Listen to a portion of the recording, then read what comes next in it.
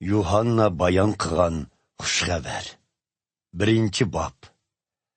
Hammadan burun kalom mavjud edi. U Xudo bilan birga edi. Ham o'zi Xudo edi. U olam yaratılışdan burunla Xudo bilan birga edi. U orqali barliq mavjudotlar yaratildi. Hech qanday mavjudot uningsiz yaratilgan emas. Kalom hayotlikning manbasi bo'lib, bu hayotlik insonlarga nur elib keldi. Nur qorong'ulikni yo'rtidi. Qorong'ulik bo'lsa, nurni hargiz besib tushaligan emas. Vaqt soat kelganda bir odam Xudo tarafidan maydonga keldi. Uning ismi Yahyo edi.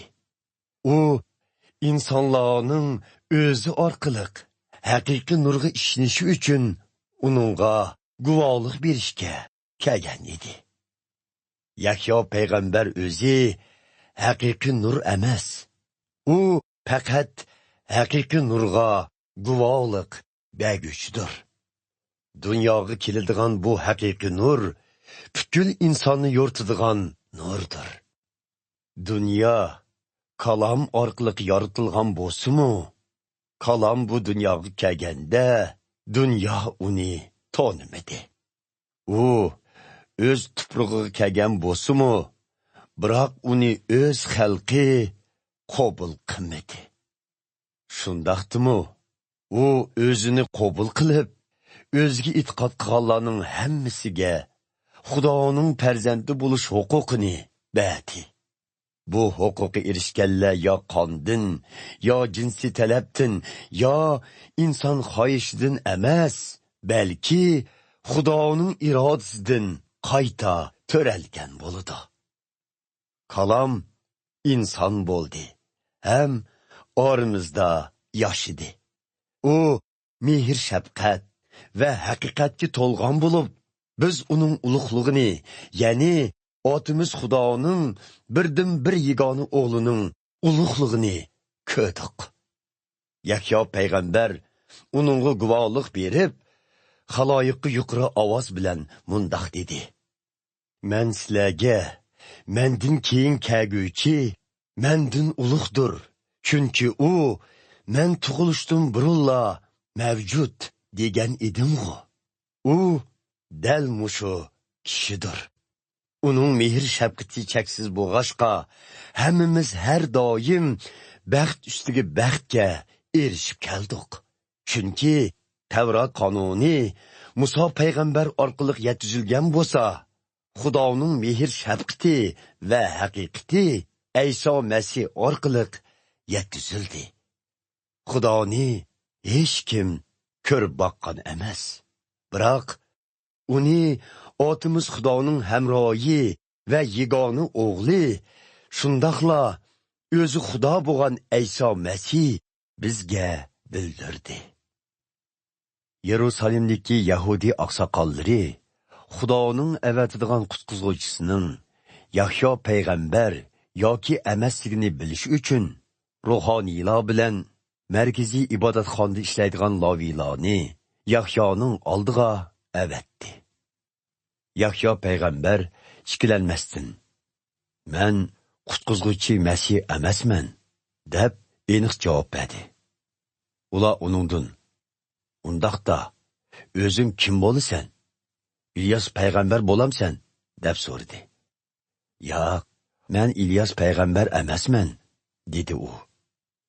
"Amisa, Muso payg'ambar oldin aytgan payg'ambarmisan?"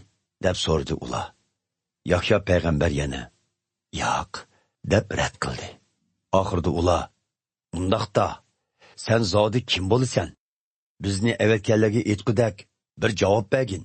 Aytna, sen qandoq odamsan?" deb so'radi. Yahyo payg'ambar mundoq javob berdi: "Yashayo payg'ambar burun aytgan, Xudo avatitgan qutqizuvchi kelishdan ilgari cho'lda Rabbimizning kelishiga tuz yo'l tayyor qilinglar" deb to'laydigan kishi mandurman. Yerusalimdan avatilgan ba'zi farishtalarmi Yahyo payg'ambarning oldiga kelib, uningdan: "Sen yo qutqizuvchi Masih, yo İlyas, yoki Musa payg'ambar oldin aytgan payg'ambar bo'lmasang, nemishqa kishilarni Xudoning yo'liga chaqirib, suvga cho'mildirsan?" deb so'radi. Yahyo payg'ambar ularga mundaq deb javob berdi: "Men kishilarni suvga cho'mildirman.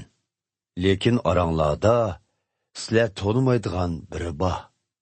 U mendan keyin kelguvchi bo'lib, men hatto uning oyog'ining yiplarini yeshishga loyiq emasman." Mana bu ishlar Iordan daryosining sharqi qetidagi Beytoniya degan yezida, ya'ni Yahyo payg'ambar kishilarni daryoda cho'mildirayotgan yerda yuz bergan edi. Atsi Yahyo payg'ambar Hazreti Aysoning o'ziga qarab kelayotganligini ko'rib, mundaq dedi: "Mana bu butkul dunyodagi insonlarning gunohidan ozod qilinishi uchun hozirlangan Xudoning qo'zisidir. Men sizlarga mendan keyin kelguvchi mendan ulug'dir, chunki u men tug'ilishdan burunla mavjud edi degan edim. Mana bu dal men tilga olgan ashu kishidir. Men burun uning kimligini bilmasammi, bu qutqizguvchi İsraillarga ayon bo'lsin deb sizlarni suvga cho'mildirgili keldim." Yahyo payg'ambar yana guvohlik berib mundaq dedi: "Men Xudoning ro'yining kaptar holatida osmondan tushib, uning ustiga qo'nganligini ko'rdim. Men uning qutqizguvchi Masih ekanligini bilmagan edim. Biroq meni kishilarni suvga cho'milishga avatgan Xudo menga sen Xudoning ro'yining tushib, birining ustiga qo'nganligini ko'rsan. U kishilarni Xudoning muqaddas ro'yiga cho'mildiradigan qutqizg'uchidir" degan edi. Hozir rostilla bu voqeani o'z ko'zim bilan ko'rganligim uchun uning shaksiz Xudoning o'g'li ekanligiga guvohlik beraman. Atsi Yahyo payg'ambar ikki shogirdi bilan yana shu yerda edi. U yerni o'tib ketayotgan Hazreti Aysoni ko'rib: "Qaranglar, Xudoning qurbon qilinadigan qo'zisi" dedi. Bu so'zni anglagan ikki shogird Hazreti Aysoning kaynidan mengishdi. Hazreti Ayso kayniga burilib, agishib kelayotganlardan: "Nemiga hojitinglar tushib qoldi?" deb so'radi. Ular: "Rabboni, ustoz, qayerda tursiz?" dedi. "Kelib ko'ringlar" dedi Hazreti Ayso. Shuning bilan ular berib, uning qayerda turadiganligini ko'rdi. Bu tushdan keyin soat 4lar bo'lgan vaqt bo'lib, ular u kunni Hazreti Ayso bilan birga o'tkazdi. Yahyo payg'ambarning so'zini anglab, Hazreti Aysoning kaynidan mangan ikki kishining biri Simon Petrusning inisi Andar edi. Andar darhol o'z oksi Simonni tepib, uningga: "Biz Masihni topdik" dedi. Masih İbroniycha so'z bo'lib, Xudo tayinlagan qutqizguvchi degan ma'noda. Andar oksini Hazreti Aysoning oldiga elib bordi. Hazreti Ayso uningga qarab: "Yuhannaning o'g'li Simon, buningdan keyin sening isming Kifas bo'lsin" dedi. Kifas grek tilidagi Petrus degan so'z bilan ma'nodosh bo'lib, qo'ram tosh degan ma'noni bildiradi. Atsi Hazreti Ayso Jaliliya o'lkasiga berishni qaror qildi. U Filipni tepib, uningga: "Menga agishib mang" dedi. Filip Beysaydolik bo'lib, Andar bilan Petrusning yurtishi edi. Filip Nataniyelni tepib, uningga: "Musa payg'ambar Tavrotda oldin aytgan, boshqa payg'ambarlarni tilga olgan qutqizguvchi Masihni topdik. U Yusufning o'g'li Nosiralik Ayso ekan" dedi. Biroq Nataniyel: "Nosiralikmi? Ashu kichik bir shahardan mundaq yaxshi ish chiqarmi? dedi. Kelib ko'rib baq, dedi Filip. Hazreti Aysa Natanyelning o'zining oldi kelayotganligini ko'rib, u to'g'riliq. Mana bu ichida qilchi hili mikrisi yo'q, haqiqiy bir Isroil, dedi. Mening qandoq odam ekanligimni qayerdan bildingiz? deb so'radi Natanyel hayron bo'lib. Hazreti Aysa, Filip seni chaqirishdan avval sening anjir darig'ining tüdi o'ltag'anligingni ko'rgan edim, deb javob berdi. Natanyel Hazreti Aysoning boshqalar ko'ramaydigan ishlarni ko'ralaydiganligidan hayron bo'lib, ustoz, siz shaksizki Xudoning o'g'li, Isroillarning podshohi ekansiz, deb e'tirof qildi. Hazreti Ayso uningga mundoq dedi: Seni anjir darig'ining tüvida ko'rganligimni aytganligim uchun ishinyapsan. Buningdimi cho'ng ishlarni ko'rsan texi. Ondan shogirdlarga yana: Bilib qo'yinglarki, sizlar osmonning ichilib, Xudoning faristalarining inson o'g'lining yeniga tushib chiqib yuradiganligini ko'rsizlar, dedi.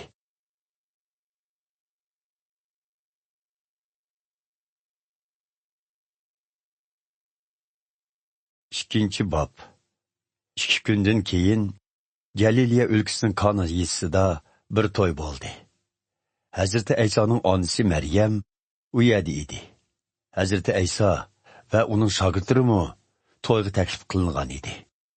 To'yda sharob tugab qolganda Maryam Hazreti Aysoga: "Ularning sharoblari tugab qopti", dedi. "Ana, meni aralashtirmasangiz, mening vaqtim texi kam edi", dedi Hazreti Ayso. Onasi chakarlarga: "U sizlarga nima qildiysa, shuni qilinglar", dedi. U uyda Yahudiylarning tozalanish dini qoidasini ado qilish uchun ishlatiladigan, har biriga 8-9 chelakdan suv sig'adigan 6 tosh ko'p qo'yilgan edi. Hazreti Ayso chakarlarga: "Küplarga suv to'ldiringlar", dedi. Ular küplarni og'zig'icha to'ldirishdi. Ondan Hazreti Ayso ularga yana: "Endi buningdan bir chini elib, ziyofat boshqurg'uchiga beringlar", dedi. Ular bajo keltirishdi. Ziyofat boshqurg'uchi suvdan o'zgargan sharobni tetib ko'rib, uning qayerdan keltirilganligini bilmadi. Ammo buni suv to'shg'anlar bilishadi. Shuning bilan ziyofat boshqurg'uchi kuyovini chaqirib uningga: "Bu sharob bak yaxshi ekan. Boshqa sohibxonalar yaxshi sharobni to'yning beshida quyidi. Mehmonlar xeyli qong'uchi ichgandan keyin nochirini quyidi.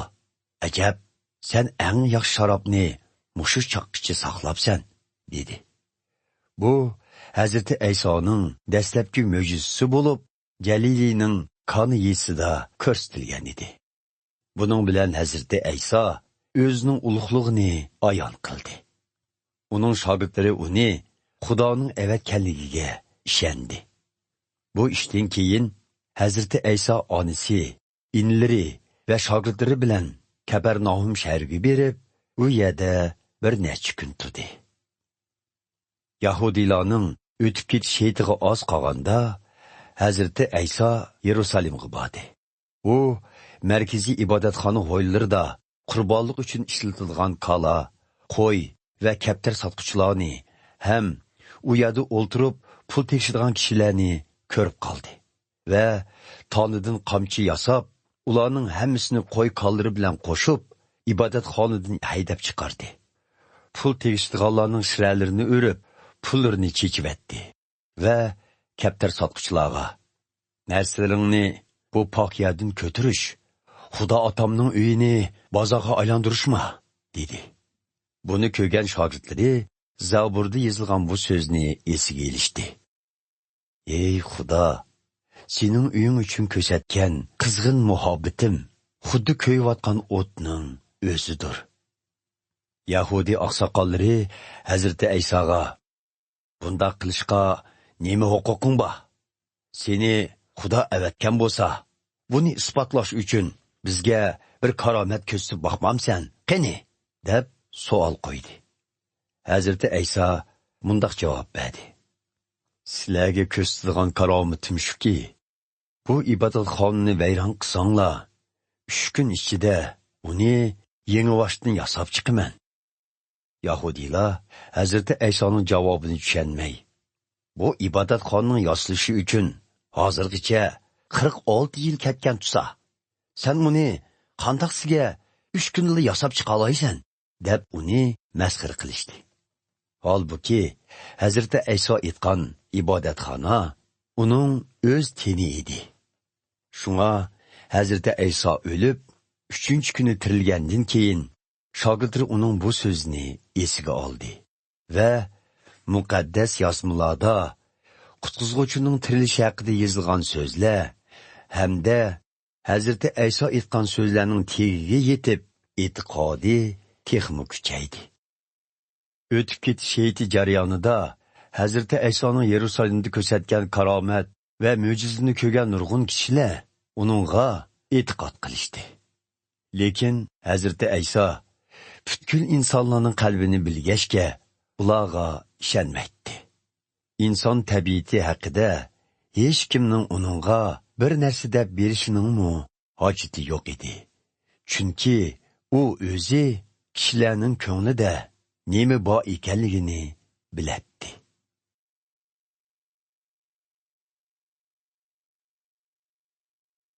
3-bob. Yahudilarning Nikodim ismlik bir kengashma kotibi ishi bor edi. Farislardan bo'lgan bu odam bir kechasi Hazrati Aysoning oldiga kelib, "Taqsir, sizning Xudo avatgan bir ustoz ekanligingizni bilamiz. Chunki Xudo bilan birga bo'lmagan odam siz ko'rsatgan bu karomat va mo'jizlarni qat'iy ko'rsatmaydi", dedi. Hazrati Ayso, "Bilib qo'yingki, hech kim qoidadan to'ralmaguncha Xudoning podsholigini ko'rolmaydi", dedi. Nikodim, yoshini qolgan odam qandoqmi qoidadan to'ralsin? Onasining qo'sig'iga kirib, qayta to'rilishi mumkinmi? deb so'radi. Hazrati Ayso mundaq javob berdi. "Bilib qo'yingki, ham sudin, ham Xudoning ro'yidan to'ralmaguncha hech kim Xudoning podshohligiga kirolmaydi. Ota-onasidan to'ralganlar jismoniy hayotlikqa ega bo'ladi. Biroq Xudoning ro'yidan to'ralganlar ruhiy hayotlikqa ega bo'ladi. Sizga qoidadan to'rilishinglar kerak desam, hayron bo'lmang. Shamol xohlagan yerida chiqadi. Siz uning ovozini anglaysiz. Lekin qayerdan kelib, qayerga ketganligini bilolmaysiz. Shuningga o'xshash, Xudoning rohining kishilarga qandoq qilib hayotlik ato qilganligini bilolmaysiz." Nikodim Hazrati Aysodan, "Bu ish qandoqmi mumkin bo'la?" deb so'radi. Hazrati Ayso uningga mundaq dedi: "Siz Isroillarning muhim ustozi turuqliq, bunimi tushunmamsiz? Bilib qo'yingki, biz bildig'inimizni va ko'rganimizni aytsaqmi, sizlar yanala bizning guvohligimizni qabul qilmayapsizlar. Sizlarga bu dunyo to'g'risidagi ishlarni aytsam, ishonmagan yerda arish to'g'risidagi ishlarni aytsam, qandoqmi ishonaysizlar? Hech kim arishdagi ishlarning qandoq ekanligini bilmaydi. Chunki hech kim arishdan tushgan emas. Lekin inson o'g'li bularni biladi. Chunki u arishdan tushgan.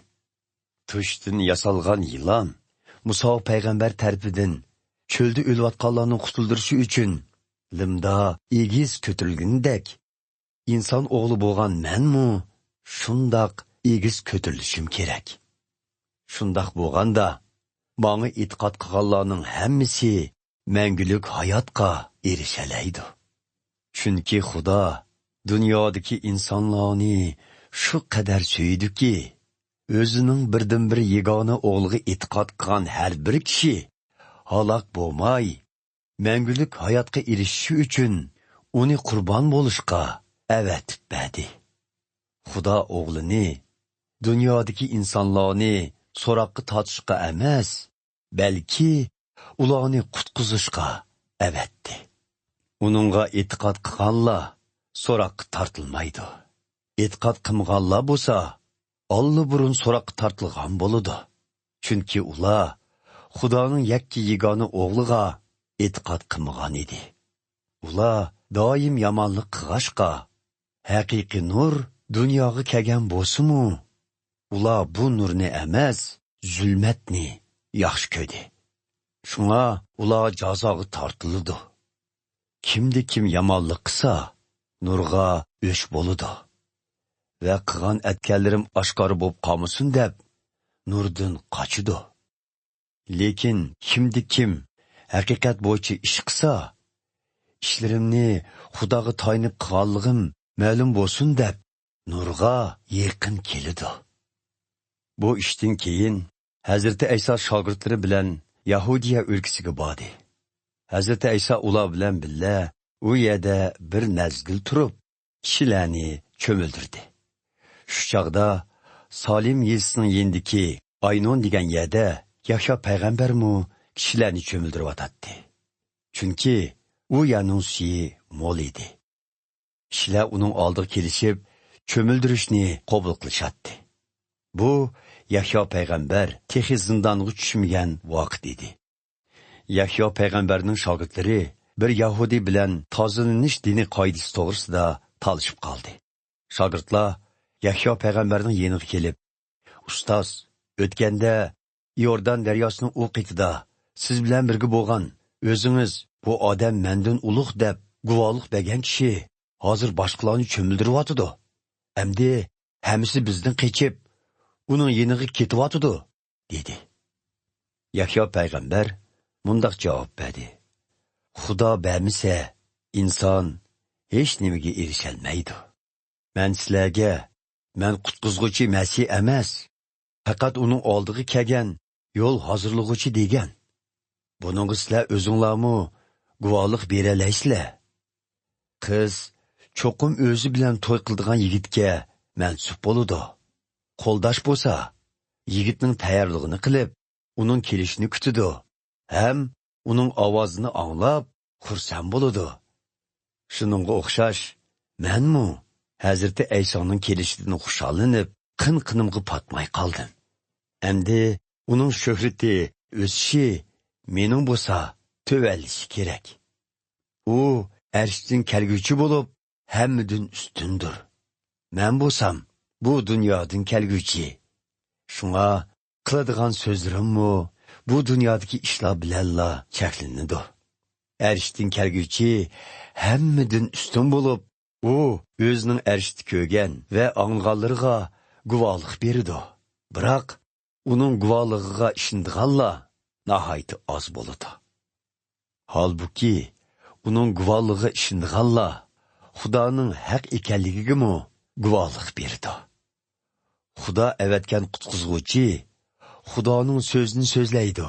Chunki Xudo o'z ruhini uningga oyimasdan berib kelmoqda. Arishdagi otimiz o'g'lini so'ydi va hamma ishlarni uning qo'liga topshirgan. Xudoning o'g'liga e'tiqod qilgan kishi mangulik hayotga erishgan bo'ladi.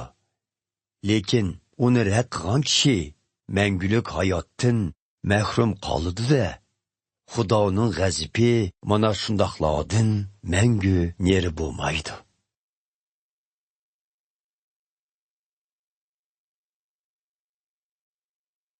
4-bob. Hazreti Ayso Yahyo payg'ambardinmi ko'p shogird qabul qilib, ularni cho'mildirib yetibdi degan xabar farislarga yetdi. Amaliyotda Hazreti Ayso o'zi emas, shogirdlari cho'mildiratdi. Ularning xabar topqinini uqqan Hazreti Ayso Yahudiya o'lkasidan chiqib, yana Galileyaga ketdi. Yo'l ustida Samariya o'lkasini o'tishga to'g'ri keldi. Buning bilan Hazreti Ayso Samariyaning Sihor degan yesiga keldi. Sihor burunqi zamonda Yoqub o'z o'g'li Yusufga miros qilgan yerga yaqin bo'lib, Yoqub quduqi degan quduqmi shu yerda edi.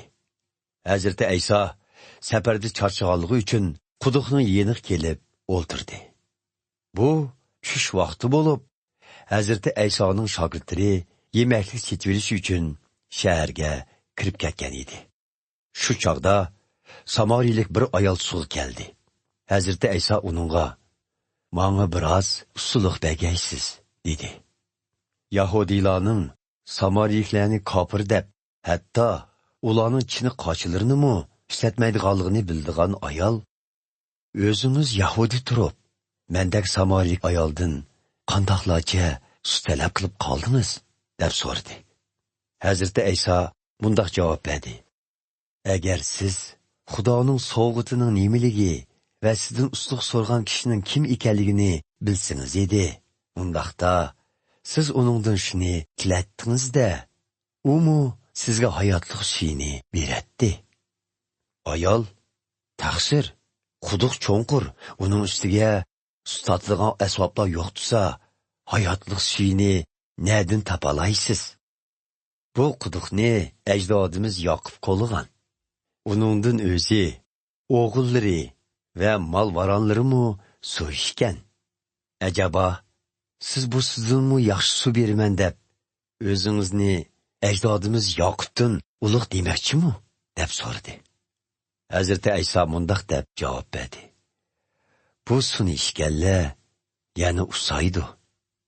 Ammo men beradigan suvni ichganlar menga usumaydigan bo'ladi.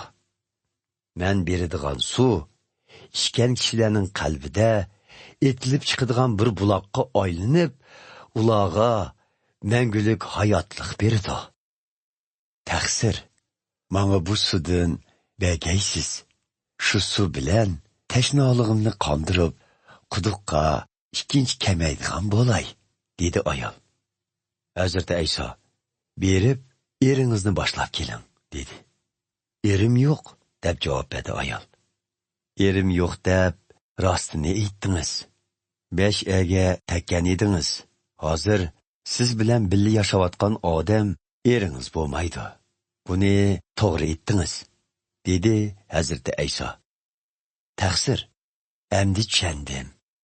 Siz aslida payg'ambar ekansiz. Shunga aytib bersangiz, ajdodlarimiz bu tog'da ibodat qilib kelgan. Lekin sizlar Yahudiylar nima uchun ibodatni Yerusalimda qilish kerak deb chim tursizlar?" dedi ayol. Hazrati Ayso uningga mundaq dedi: "Xonim, so'zimga ishoning. Shundoq bir vaqt keladiki, Xudoga ibodat qilish uchun kishilarning bu taqqa yoki Yerusalimga berishining hojati qolmaydi. Sizlar Samariyaliklar Xudoga ibodat qilgan bilan uni bilmaysizlar. Biroq biz Yahudiylar kimga ibodat qilganimizni bilamiz. Chunki qutqizilish Yahudiylar orqali dunyoga keladi. Lekin shundoq bir vaqt keladi, shundoqlik kelib qoldiki, kishilar ruhi bilan va Xudo oshkorlagan haqiqat bo'yicha uningga ibodat qiladi. Arishdiki otimiz o'ziga ana shundoq haqiqiy ibodat qiluvchilarni izlamoqda. Xudo ruhdir. Uningga ibodat qiluvchilar ruhi bilan va Xudo oshkorlagan haqiqat bo'yicha uningga ibodat qilish kerak." Ayol Hazrati Aysoga: "Masihning, ya'ni qutqizuvchining keldiganligini bilaman. U kelganda bizga haqiqatni to'liq tushuntirib berdi" dedi. "Siz bilan so'zlashayotgan men u bo'laman" dedi Hazrati Ayso. Dal shu chog'da Hazrati Aysoning shogirdlari qaytib keldi. Ular uning bir Samariyalik ayol bilan so'zlashayotganligiga hang-tang qilishdi. Lekin hech qaysisi Hazrati Aysodan "Siz uningdan nima so'ramoqchisiz?" yoki "Siz nemishqa uning bilan so'zlashsiz?" debmi so'ramadi. Shuning bilan ayol ko'zisini tashlab, shaharga qaytib berib, kishilarga: "Yuringlar, hayotimda qilgan ishlarimning hammasini Manga etib bergan odamni ko'rib kelinglar. Ajaba, qutqizg'uchi Masih shumidu? dedi. Buning bilan kishilar shahardan chiqib, Hazrati Aysoning oldiga kelishga boshladi. Shu vaqtning o'zida shogirdlari Hazrati Aysoga, "Ustoz, ozroq bir narsa yavosingizchu" deb o'tinishdi. Lekin Hazrati Ayso, "Mening sizlar bilmaydigan bir yemakligim bor" dedi. Shogirdlar bir-biriga, "Ajaba, biri ustozga yemaklik akilib berganmidi?" deyishdi. "Mening yemakligim meni avatgan Xudoning irodasini amalga oshirish va uning menga topshirgan ishini tamomlashdir", dedi Hazrati Ayso. Hazrati Ayso shahardan kelayotganlarni ko'zda tutib, so'zni davomlashtirib, shogirdlarga mundoq dedi: "Sizlar g'usul yig'ishqa yana 4 oy bor deysizlar. Ammo sizlarga aytamanki, beshinglarni ko'tarib, etizlarga qaranglar. Ziroatlar sarg'ayib, urushga tayyor bo'lgandek, bu kishilarmu e'tiqod qilishga tayyor bo'ldi. Xuddi g'usul yiquvchi haqqini ilayotgandek, bu kishilarni menga e'tiqod qilishga yetaklayotganlarmu Xudodan tegishlik inom ilayotidi. Ularning yiqqan g'usli bo'lsa, mangulik hayotga erishgan kishilardir. Shunda qilib, tarixchi va o'rmichi tam xushallanadi. Biri teriydi, yana biri yig'idi degan tamsil to'g'ridir. Men sizlarni o'zinglar emas, boshqalar emgak singdirgan bir g'usulni yig'ishga avatdim. Shuning uchun sizlar tayyor bo'lgan bu g'usulni yiqquvchisizlar. Sihor yesidiki nurg'un samoriyiklar yilqi ayolning hayotimda qilgan ishlarimning hammasini menga aytib berdi degan so'zni anglab Hazrati Aysoga e'tiqod qildi. Shunga ular Hazrati Aysoning oldiga kelib, uning o'zri bilan bila turishni talab qilishdi. Shuning bilan Hazrati Ayso u yerda 2 kun turdi. Uning ta'limi orqali texmo ko'p odam uningga e'tiqod qildi. Ular ayolga, "Bizning e'tiqod qilishimiz endi faqat sizning so'zlaringiz sababidilla emas, balki o'zimizning ang'alganligidinmi bo'ldi. Uning haqiqatan dunyoning qutqizg'uvchisi ekanligini bildik", deyishdi. 2 kundan keyin Hazrati Ayso Galiliya o'lkasiga qarab yo'l oldi. U o'zi burun hech qanday payg'ambar o'z yurtida hurmatga sazovor bo'lmaydi degan. Galiliyaga kelganida Galiliklar uni qarshi elishdi. Chunki ularmu o'tib ketish heytini Yerusalimda o'tkazgan va Hazrati Aysoning u yerda yaratgan mo'jiza ham karomatlarini ko'rgan edi. Hazrati Ayso Galiliya o'lkasida turgan vaqtida Kana yesiga yana bordi. U dal shu yezdagi bir to'yda suvni sharobga aylantirgan edi. Shu kunlarda Kapernaum shahrida o'g'li kasal bo'lib yotgan bir o'rda amaldori bor edi. U Hazrati Aysoning Yahudiydan Galileyaga kelganligini anglab, uning oldiga bordi va "Uyimga berib, sakrat yotgan o'g'limni saqaytib bersingiz" deb o'tindi. Shuning bilan Hazrati Ayso uningga, "Sizlar Galiliklar mo'jiza va karomatlarni ko'rmaguncha menga e'tiqod qilmaydigan o'xshaysizlar", dedi. O'rda amaldori Hazrati Aysoga, "Hazratlari, balam o'lmasda bag'aysiz", dedi. "Uyingizga qayting, o'g'lingiz hayot qoladi", dedi Hazrati Ayso. Yilqi odam Hazrati Aysoning aytgan so'ziga ishinib, uyga qarab mangdi. Yo'lda chakarlari uning oldiga chiqib, o'g'lining hayot ham salomat ekanligini uqtirdi. Amaldor ulardan o'g'lining qachondan boshlab yaxshilanishga yuzlanganligini so'rg'inida, ular "Tunugun tushdan keyin soat 1da qizimsi yondi" deyishdi. Bolaning otasi buning dal Hazrati Aysoning o'ziga "O'g'lingiz hayot qoladi" degan vaqt ekanligini esiga oldi. Shuning bilan u va butun oilasidagilar Hazreti Aysoga e'tiqod qilishdi. Bu Hazreti Aysoning Yahudiydan Jaliyaga kelib ko'rsatgan ikkinchi mo'jizasi edi.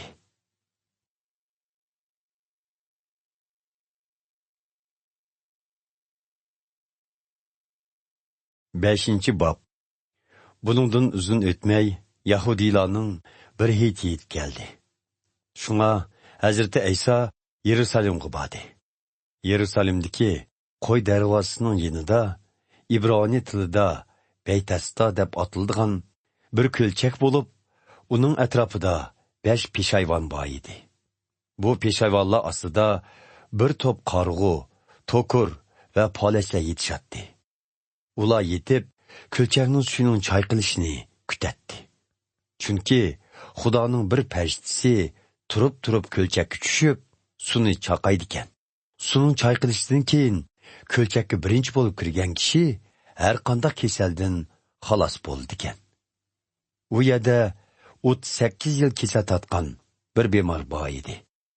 Hazreti Ayso bu to'kir odamni ko'rdi va uning uzundan beri shu ahvolda ekanligini bilib, uningdan soqiyib ketishni xohlamsan deb so'radi.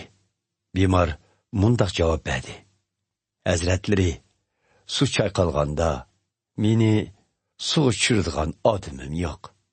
Men tushay deguncha boshqa mening oldimda tushib oldi. Hazreti Ayso uningga: o'rningdan tur, o'rin ko'rpangni yig'ishtirib mang, dedi.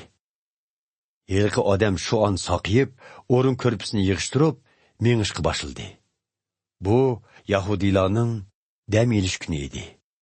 Shunga ba'zi Yahudiy oqsoqollari soqaygan odamga: bugun dam elish kuni tutsa, Tavrat qonunimizda dam elish kuni ish qilish ma'ni qilinganligini bilib turib, yana o'rin ko'rpangni ko'tarib yursan-ku, dedi. Lekin bemor ularga mundaq javob berdi: meni saqaytgan kishi manga o'rin ko'rpangni yig'ishtirib mang degan tutsa, sana o'rin ko'rpangni yig'ishtirib mang degan zodi kim ekan u? deb so'rashdi ular.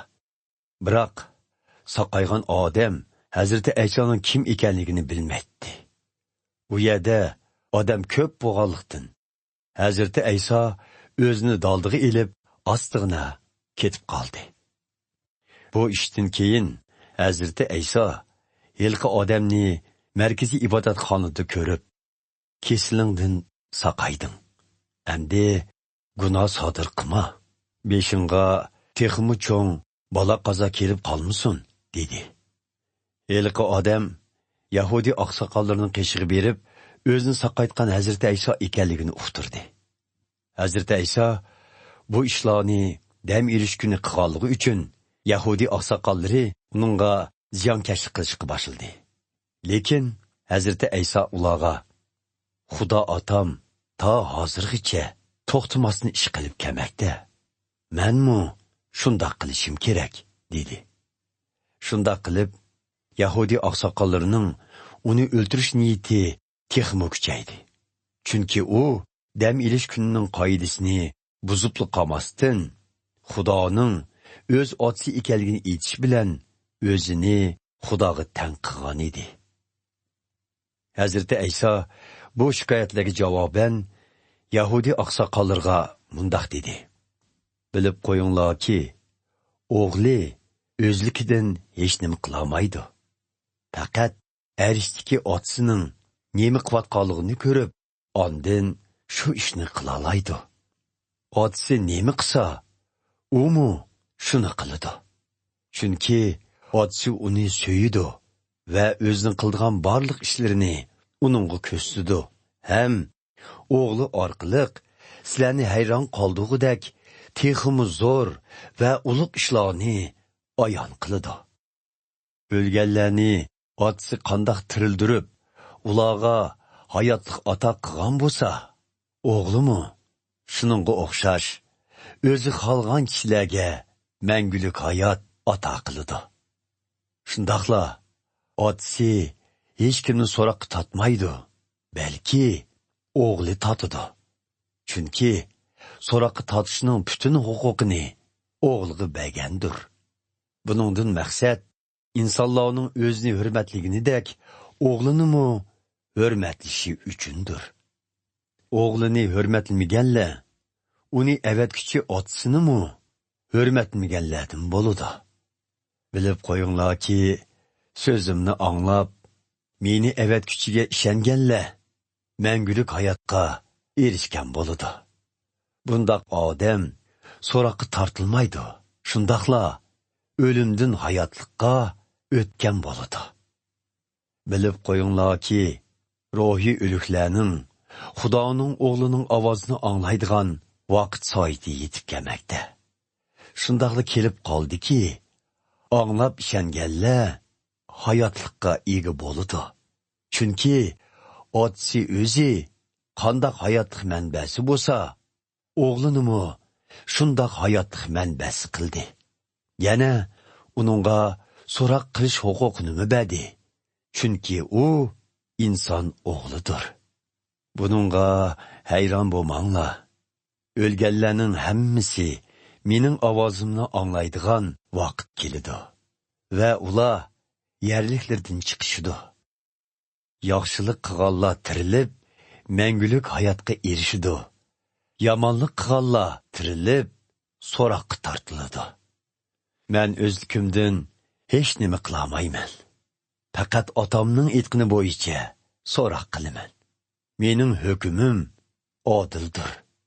Chunki mening niyatim, mening irodamni emas, balki meni əvətküçünün iradəsini ishqa oshirishdir. Agar özüm üçün özüm guvohlik bersam, guvohligim bekor bo'ladi. Lekin men uchun guvohlik beradigan boshqa biri bor. Uning menga qiladigan guvohligining rostligini bilaman. Yahyo payg'ambarga odam avatgan emasmidinglar? U haqiqatga guvohlik bergan. Amaliyotda menga bir insonning guvohligi kerak emas. Sizlarni Yahyo payg'ambarning guvohligi ishinib qutqizilsin deb bularni aytibman. Yahyo payg'ambar nur chechib turgan bir chiroqqa o'xshaydi. Sizlar uning yo'riqligidan vaqtliq bo'lsa-mu, bahramon bo'lishni xohladinglar. Lekin Yahyo payg'ambarning men uchun bergan guvohligidanmi cho'ng bir guvohlik bor. U bo'lsa-mu, mening yaratgan mo'jizalarim, ya'ni otam mening o'rindishim uchun menga topshirgan ishlardir. Bular otamning meni avatganligiga guvohlik berdi. Meni avatgan otam o'zimi men uchun guvohchidir. Sizlar hech qachon uning ovozini anglamadinglar, qiyofatini ko'madinglar. Uning so'zlari sizlarning qalbinglardan o'rin olmadi. Chunki meni uning avatganiga ishonmadinglar. Muqaddas yozmalarni tadqiq qilasizlar. Chunki uningdan mangulik hayotga ega bo'lishning yo'lini topolaymiz deb qaraysizlar. Ajaba, bu yozmalar meni Xudo avatadigan qutqizg'uchi deb tonishtirgan emasmi? Shundoq turuqliq, sizlar ya'ni mening yenimga kelib hayotlikqa erishishni xohlamaysizlar. Men insonlarning maqtashini izlamayman. Lekin men sizlarni bilaman.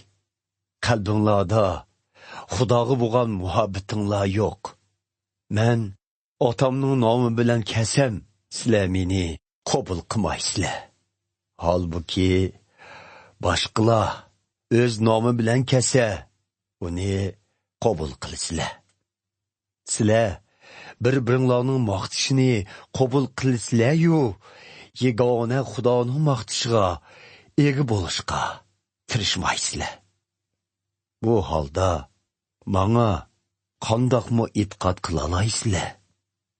Biroq meni ustimizdan otamga shikoyat qiladi deb o'ylamanglar.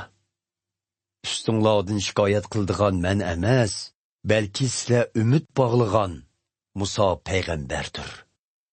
Agar sizlar rostdan Musa payg'ambarga ishongan bo'lsanglar, mang'imi ishongan bo'latdinglar.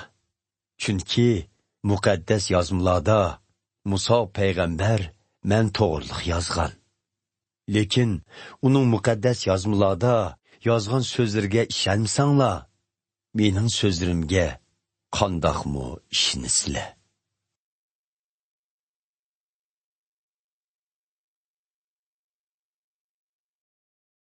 6. Bab. Bir mezgilden keyin Hazreti İsa Galiliya köli, Tiberiya köli debmu atıldıgan kölünün o qitiği öttü. Zor bir top halayiq onun kendin egişip mağdı. Çünkü ula onun kesellerini saqaytqan möcüzlerini kögen idi. Hazreti İsa taqı çıkıp u yerde şagirdleri bilen billa oltırdı. Bu Yahudilarning ötüp ketişi etiga az qolgan vaqt edi. Hazreti İsa beshini ko'tarib, zo'r bir top xaloyiqning o'zining oldiga kelayotganligini ko'rib, Filipdan: "Shuncha ko'p odamni to'ydig'idek nonni nadin topamiz?" deb so'radi. Hazreti İsa bu so'zni uni sinash uchun aytgan edi. Amaliyotda qanday qilishni o'zi biladi. Filip javoban: "Hammaylarning bir burduning non yeyishi uchun 20 yillik kirimi yetmaydi," dedi. Shogirdlardan yana biri, ya'ni Simon Petrusning inisi Andal, Hazreti İsa'ga: "Bu yerda bir kichik bola bo'lib, uningda 5 arpa non bilan 2 beliq bor. Lekin bunchavala odam uchun bu nimaga yetsin?" dedi. "Ko'pchilikni o'tirg'izinglar," dedi Hazreti İsa. U yer keng ketgan chimanzorlik edi. Xaloyiqning hammasi o'ltirdi. U yerdagi erlarning sonila 5000 bor edi. Hazreti İsa nonlarni qo'liga ilib, Xudoga shukr etgandan keyin o'tirganlarga bo'lib berdi. Beliqlarni shunday qildi. Ko'pchilik xolgancha yedi. Hammaylan yeb to'yganda Hazreti İsa shogirdlarga: "Eshib qolganini yig'inglar. Hech narsa zoyi bo'lmasin," dedi. Shuning bilan ular ko'pchilikning 5 arpa nondan yeb, yeshib qolganini 12 sevatga to'ldirib yig'ib oldi. Xaloyiq Hazreti İsa'ning ko'rsatgan bu mo'jizasini ko'rib, dunyoga kelishini Musa payg'ambar oldin aytgan payg'ambar haqiqatan mushu ekan deyishdi. Hazreti İsa ularning o'zini İsraillarning podshoyi bo'lishga majburlaydiganligini bilib, ulardan ayrilib, qaytadan taqqa talha chiqib ketdi. Kashqurun Hazreti İsa'ning shogirdlari ko'l bo'yiga kelishdi. Garchi qorong'i tushib ketgan bo'lsa-mu, Hazreti İsa texcha ularning yeniga kelmagan edi. Shuning bilan ular bir kemiga o'ltirib, ko'lning u qetidagi Kapernaum shahriga qarab yo'l elishdi. Qattiq bo'ron chiqib, ko'lda do'lqin ko'tarilyotdi. Shogirdlar paloq urib, 4-5 chaqim yagichi bo'lgandan keyin Hazreti İsa'ning ko'l ustida mengib, kemiga yaqinlashayotganligini ko'rib, qo'qishib ketdi. Lekin Hazreti İsa ularga: "Qo'rqmanglar, bu men," dedi. Buning bilan ular Hazreti İsa'ni kemiga chiqishga undidi. U kemiga chiqqandan keyinla ular bormoqchi bo'lgan yeriga berib qoldi. Ikkinchi kuni ko'lning u qetida qolgan xaloyiq tunugungi kunda u yerda faqat birla kemning borlig'ini, Hazreti İsa'ning o'z shogirdlari bilan birga u kemiga o'tamganligini, shogirdlarining yolg'iz ketganligini esiga oldi. Bir necha kema Tiberiya shahridan Hazreti İsa duo qilib, xaloyiqqa non taqtibaga yerga yaqin kelib to'xtadi. Hazreti İsa'ning va shogirdlarining u yerda emasligini bilgan xaloyiq u kemilarga o'ltirib, Kapernaum shahriga Hazreti İsa'ni izdigilmoqdi. Xaloyiq uni ko'lning u qetida topgandan keyin: "Ustoz, bu yerga qachon keldingiz?" deb so'rashdi. Hazreti İsa mundaq javob berdi: "Bilib qo'yinglarki, sizlar meni mo'jizalarimni ko'rib tushunganliginglar uchun emas, Belki nonlardan xalğancha yeb to'yganinglar uchun izladinglar. Biroq sizlar buziladigan ozuqlik uchun emas, buzilmaydigan, mangulik hayotlik beradigan ozuqlik uchun jon tikib ishlanglar. Buni sizlarga inson o'g'li o'zim beraman. Chunki mening bundoq qilishimni Xudo otam tasdiqlagan. Ular qandoq qilganda Xudoning xizmatida bo'la olamiz deb so'rashdi. Xudoning xizmati Xudoning avatkiniga e'tiqod qilishdir deb javob berdi Hazrati Ayso.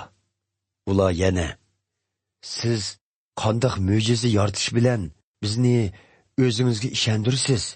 Bizga nima qilib bermoqchisiz? Ajdodlarimiz cho'lda yurganda manna deb atalgan non yegan.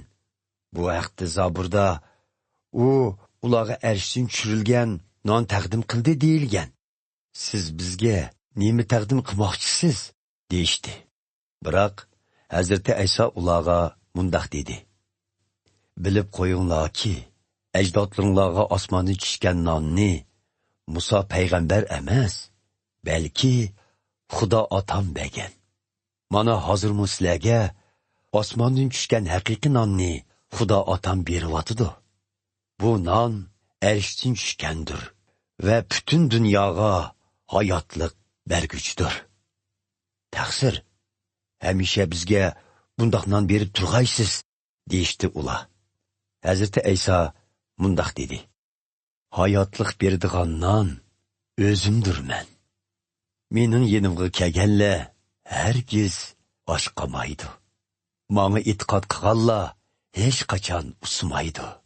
Lekin sizlarga aytganimdek, sizlar meni ko'rgan bo'lsanglarmi, menga e'tiqod qilmayapsizlar. Xudo otam menga topshirganlarning hammasi mening yenimga keladi. Mening yenimga kelganlarni hargiz tashlab etmayman.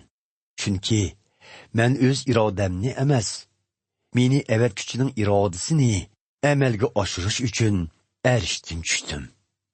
Meni avatkuchining irodasi bo'lsa, uning menga topshirganligidan birini yo'qotmasligim. Shundoqla qiyomat kuni ularning hammasini tirildirib, mangulik hayotga erishtirishimdan iborat. Chunki mening otamning irodasi o'g'lini, ya'ni meni to'nigan va menga e'tiqod qilganlarning hammasini mangulik hayotga erishtirishdir. Men ularni qiyomat kuni tirildirib, mangulik hayotga erishtiraman. Hazrati Ayso arshdan tushgan non o'zimdirman deganligi uchun Yahudilar uningga norozi bo'lib, g'o'dimishga boshladi. Bu Yusufning o'g'li Ayso emasmi? Otasinimi, onasinimi taniydigan tutsak, ya'ni qandoqlarcha arshdan tushsin deyalsin, deyishatdi ular. Menga g'o'dishmanglar, dedi Hazrati Ayso. Meni avatgan Xudo otam o'zi kishilarning qalbiga solmasa, ular mening yenimga kelamaydi. Mening yenimga kelgan kishilarni qiyomat kuni tirildirman. Payg'ambarlarning yozmalarida mundoq yozilgan. Ularning hammasiga Xudo tarafidan ta'lim berildi. Shunga otamning ta'limini anglagan va uningdan o'rgangan kishilar mening yenimga keladi. Bu otamni bir kishi ko'rgan deganlik emas. Otamni faqat uning yenidan kelguvchi menla ko'rgan. Bilib qo'yinglarki, menga e'tiqod qilganlar mangulik hayotga allaqachon erishgan bo'ladi. Hayotlik beradigan non o'zimdirman. Gerçi ajdodlaringlar cho'llarda manna yegan bo'lsa-mu, yanila o'ldi. Lekin arshdan tushgan shundoq bir non borki, uni yeganlar o'lmaydi. Arshdan tushgan hayotlik beradigan non o'zimdirman. Kim bu nondan yesa, mangu yashaydi. Bu non mening tenimdir. Men dunyodagi insonlar haqiqiy hayotga ega bo'lsin deb uni otmoqchi. Bu so'z bilan ular xafa bo'lishib, bu odam bizning yeyishimizga o'z tenini qandoq beralaydi, deyishib, talash tortish qilishga boshladi. Hazrati Ayso ularga mundoq dedi: Bilib qo'yinglarki, inson o'g'lining tenini yemiguncha va qinini ichmaguncha sizlarda mangulik hayotlik bo'lmaydi.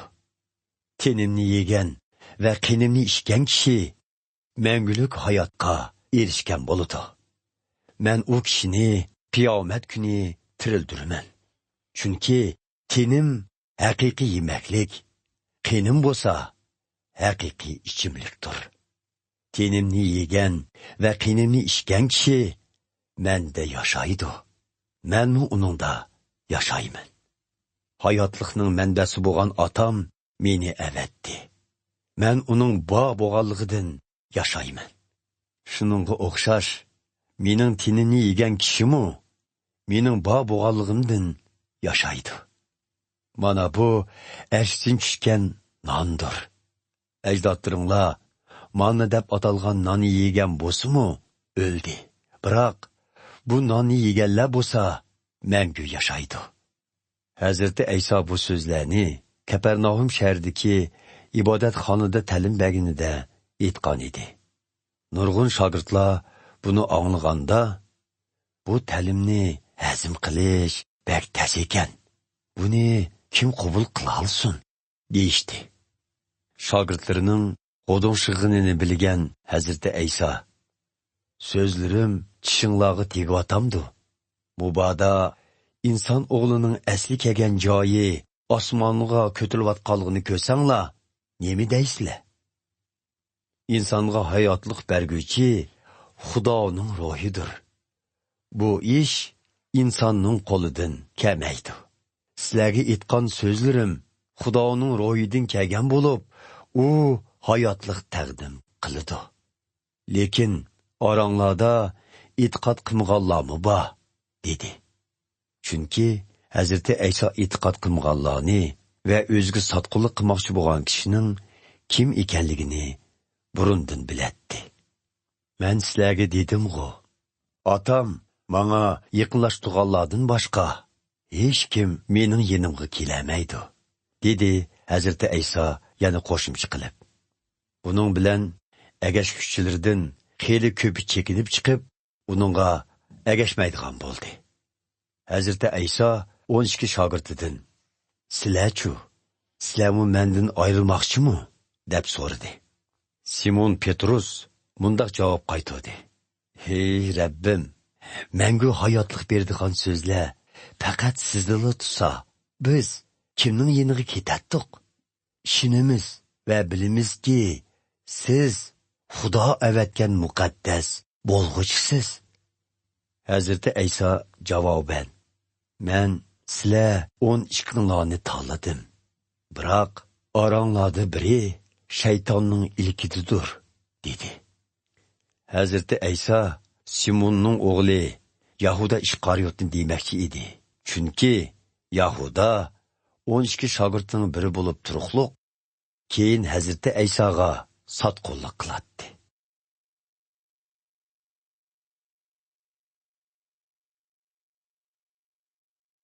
Yettinchi bob. Shuningdan keyin Hazrati Ayso Galiliya o'lkasida kezib yurdi. Yahudi oqsoqollari uni o'ltirishni maqsad qilganligi uchun u Yahudiya o'lkasida turishni xohlamaydi. Bu chaqda Yahudilarning kapitiki sheytiga oz qolgan edi. Shunga Hazrati Aysoning inlari uningga: "Aytdan burun Yahudiyaga bering. Agashkuchilaringizmi karomatlaringizni ko'rsin.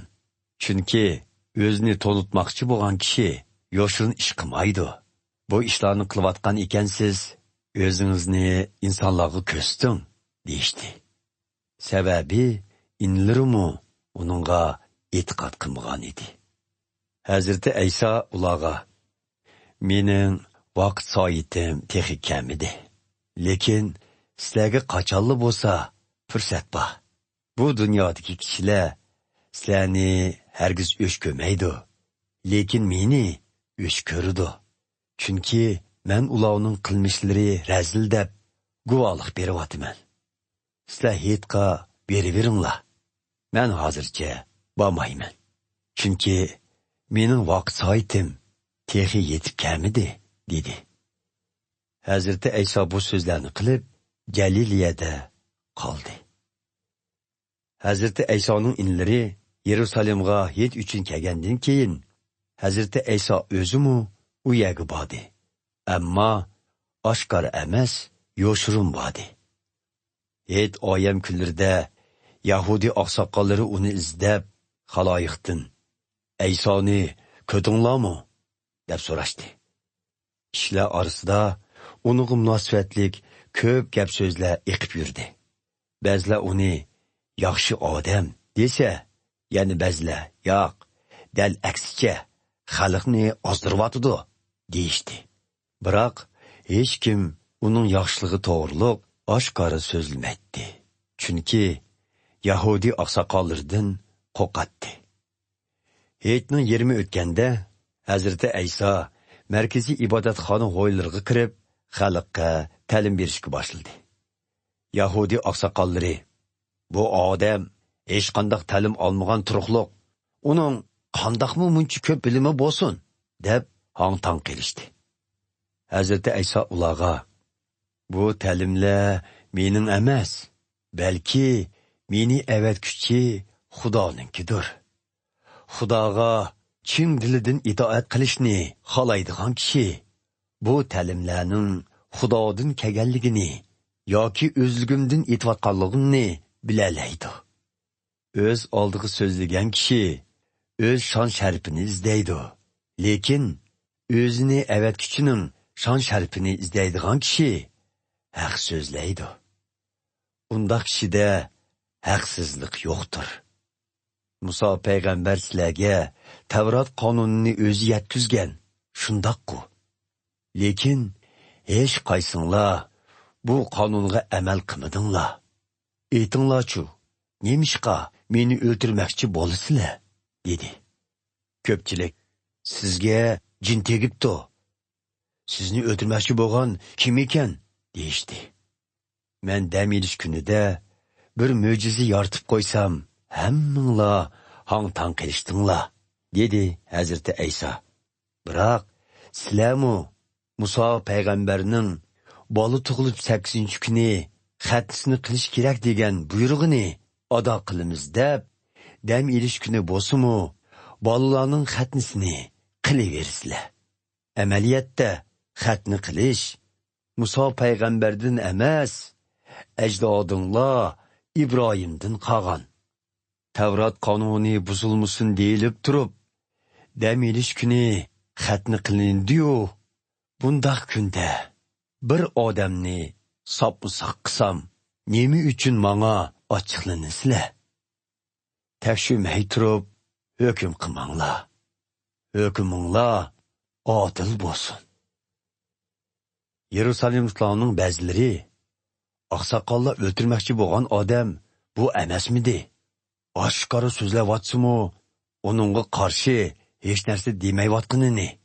Oqsoqollar uning qutqizguvchi Masih ekanligiga haqiqatan ko'zlari yetdimi?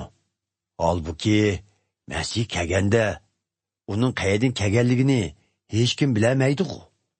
Biroq bu odamning bo'lsa, qayerdan kelganligini aniq bilamiz, deyishdi. O chaqda markaziy ibodatxona ho'ylarida ta'lim berayotgan Hazrati Ayso yuqori ovoz bilan mundaq dedi. Sizlar meni taniymiz hamda mening qayerdan kelganligimni bilamiz deb qaraysizlar, shundaqmi? Biroq men o'zligimdan emas, men vakillik qilguvchining avatishi bilan keldim. U haqdir. Biroq sizlar uni tanimaysizlar. Men uni taniyman. Chunki men uning yenidan keldim. Meni u avatdi. Shuning bilan ba'zilar Hazrati Aysoni tutmoqchi bo'lishdi. Lekin uningga qo'l soldigan odam chiqmadi. Chunki uning vaqt soati texi yetib kelmagan edi. Xaloyiq orasidagi nurg'un kishilarmi uningga e'tiqod qildi. Ular Masih qandoqmi? Uningdan ko'p mo'jiza yaratar, deyishdi. Parislar xalq ichida Hazreti Ayso haqidagi eqib yurgan gap so'zlarni anglab, oliy ruhoniylar bilan maslahatlashib, Hazreti Aysoni tutish uchun ibodatxona qorovullarini avatdi. Hazreti Ayso, ya'ni biroz vaqt sizlar bilan birga bo'laman. Keyin meni avatguchining yeniga ketaman. Meni izdaysizlar, lekin topolmaysizlar. Men bordigan yerga borolmaysizlar, dedi. Bunun bilan Yahudi oqsoqollari bir-biriga, "O, biz topolmaguday qayerlarga keta? Chet elda turayotgan Yahudi muhojirlarning yeniga berib, Greklarga ta'lim beramdigando.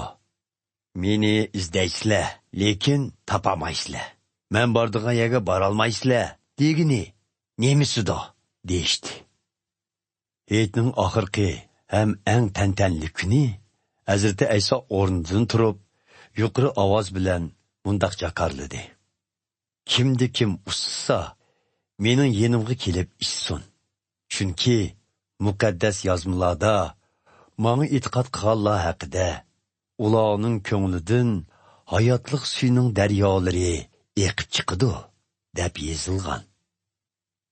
U bu so'zni o'ziga e'tiqod qilganlarga ato qilingan Xudoning muqaddas ro'yiga qarata aytgan edi. Xudoning ro'yi texi hech kimga tushmagan edi. Chunki Hazreti Ayso texi otasining arshdagi shon sharpiga kirmagan edi. Xalq ichida ba'zi kishilar bu so'zlarni anglab, Musa payg'ambar oldin aytgan payg'ambar haqiqatan u ekan, deyishdi. Ba'zilar bu qutqizg'uchi Masih deyishadi. Ya'ni ba'zilar bo'lsa, undaq emasdi. Masih Jalidin kamaytdi.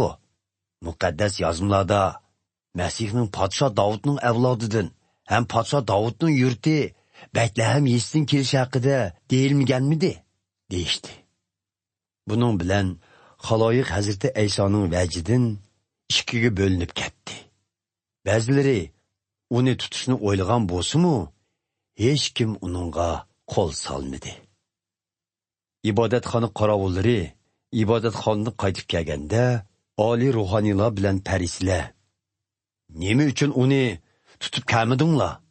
deb so'rashdi. Ibodatxona qorovullari, "Hech kim hech qachon bu odamdek so'zlagan emas" deb javob berishdi.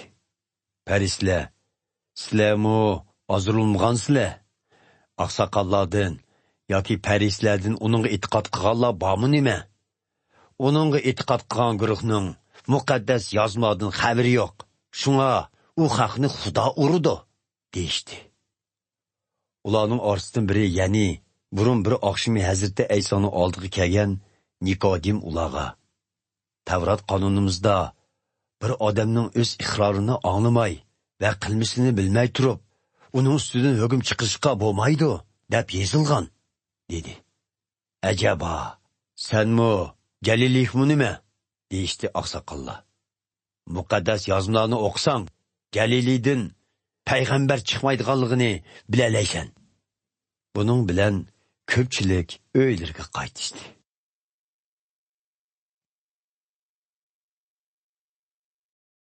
8-bob. Hazreti Ayso Zaytun tig'iga chiqib ketdi. Ertasi saharda u yana markaziy ibodatxona ho'ylariga keldi. Butun jamoat uning yeniga kelib olgan edi. U o'ltirib, ularga ta'lim berishga boshladi. Shu chaqda ba'zi Tavrat ustozlari bilan parislar zina qilib tutilib qolgan bir ayolni uning oldiga elib kelishdi. Ular ayolni o'tirg'i chiqarib, Hazreti Aysodan, "Ustoz, bu ayol zina ustida tutib elindi. Musa payg'ambar Tavrat qonunida zina qilgan ayollarni chalma kesak qilib o'ltirishni buyurgan. Sizcha qanday qilish kerak?" deb so'rashdi. Ularning bundaq deyishdiki g'arizi Hazreti Aysoni tuzoqqa tushirib, uni gunohkor deb ayblashga bahona izlash edi. Biroq Hazreti Ayso engishib, qo'li bilan yerga bir nemalarni yozg'ilutdi. Ular shu savolni so'ravadi. Shunga Hazreti Ayso ruslanib, ularga, "Oranglardagi gunohsiz kishi bu ayolga birinchi toshni otsin", dedi. Ondan yana engishib, yegi yezishni davomlashtirdi. Ular bu so'zlarni anglab, oldi bilan yashanganlari, ondan keyin boshqalari birining kaynidan biri u yerdan chiqib ketishdi. Oxirda Hazreti Ayso oldida o'ri turgan yilqi ayol bilan yolg'iz qoldi. Hazreti Ayso ruslanib turib uningga, "Xonim, sizni shikoyat qilganlar qani? Sizni so'roq tortgan odam chiqmadimi?" deb so'radi. "Chiqmadi, hazratlari", dedi ayol. Hazreti Ayso, "Menmi sizni so'roq qilmayman. Qayting, buningdan keyin gunoh qilmang", dedi. Hazreti Ayso yana ko'pchilikka mundoq dedi: "Dunyoning nuri o'zimdirman. Menga egashganlar qorong'ulikda qolmaydi. Aksicha, hayotlik nuriga erishidi. Parislar, sen o'zingga o'zing guvohlik beryapsan. Shunga sening gaplaringga ishongili bo'lmaydi", deyishdi. Hazreti Ayso ularga mundoq dedi: "Men o'zimga guvohlik berib so'zlasammi, so'zlarim haqdir.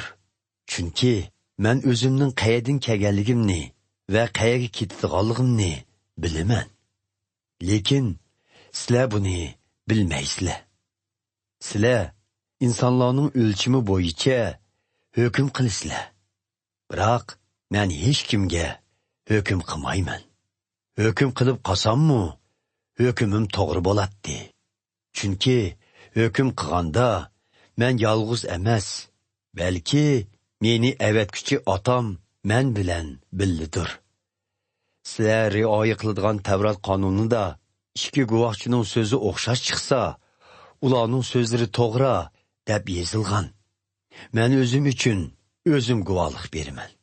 Meni avatgan otammi men uchun guvohchidir. Otang qayerda? deb so'rashdi ular. Sizlar yo meni tonimaysizlar, yo otamni. Meni tonigan bo'lsanglar, otamnimi tonitdinglar, deb javob berdi Hazreti Ayso. Hazreti Ayso bu ta'limlarni markaziy ibodatxonadagi iona to'planadigan yerda aytgan edi. Biroq hech kim uni tutmadi. Chunki uning vaqt soati texi yetib kelmagan edi. Hazreti Ayso ularga yana, "Men bu yerdan ketaman. Sizlar meni izdaysizlar, biroq topolmaysizlar. Shundaqla gunohlaringlar kechirim qilinmayla o'lisizlar. Men ketadigan yerga sizlar borolmaysizlar", dedi. Buning bilan Yahudi oqsoqollari, "U men ketadigan yerga sizlar borolmaysizlar", deydi. "Bu o'zimni o'ldirib olaman deganligimidi?" deyishdi. Hazreti Ayso ularga, "Sizlar bu yerlik bo'lib, bu dunyoga tava. Men bo'lsam, arshdan kelgan bo'lib, bu dunyoga tava emas. Shuning uchun sizlarga gunohlaringlar kechirim qilinmay o'lisizlar", dedim.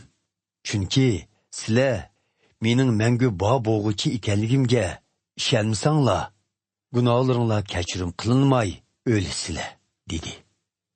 "Sen zodi kim?" deb so'rashdi ular. "Boshdan tortib sizlarga nima degan bo'lsam, men shu.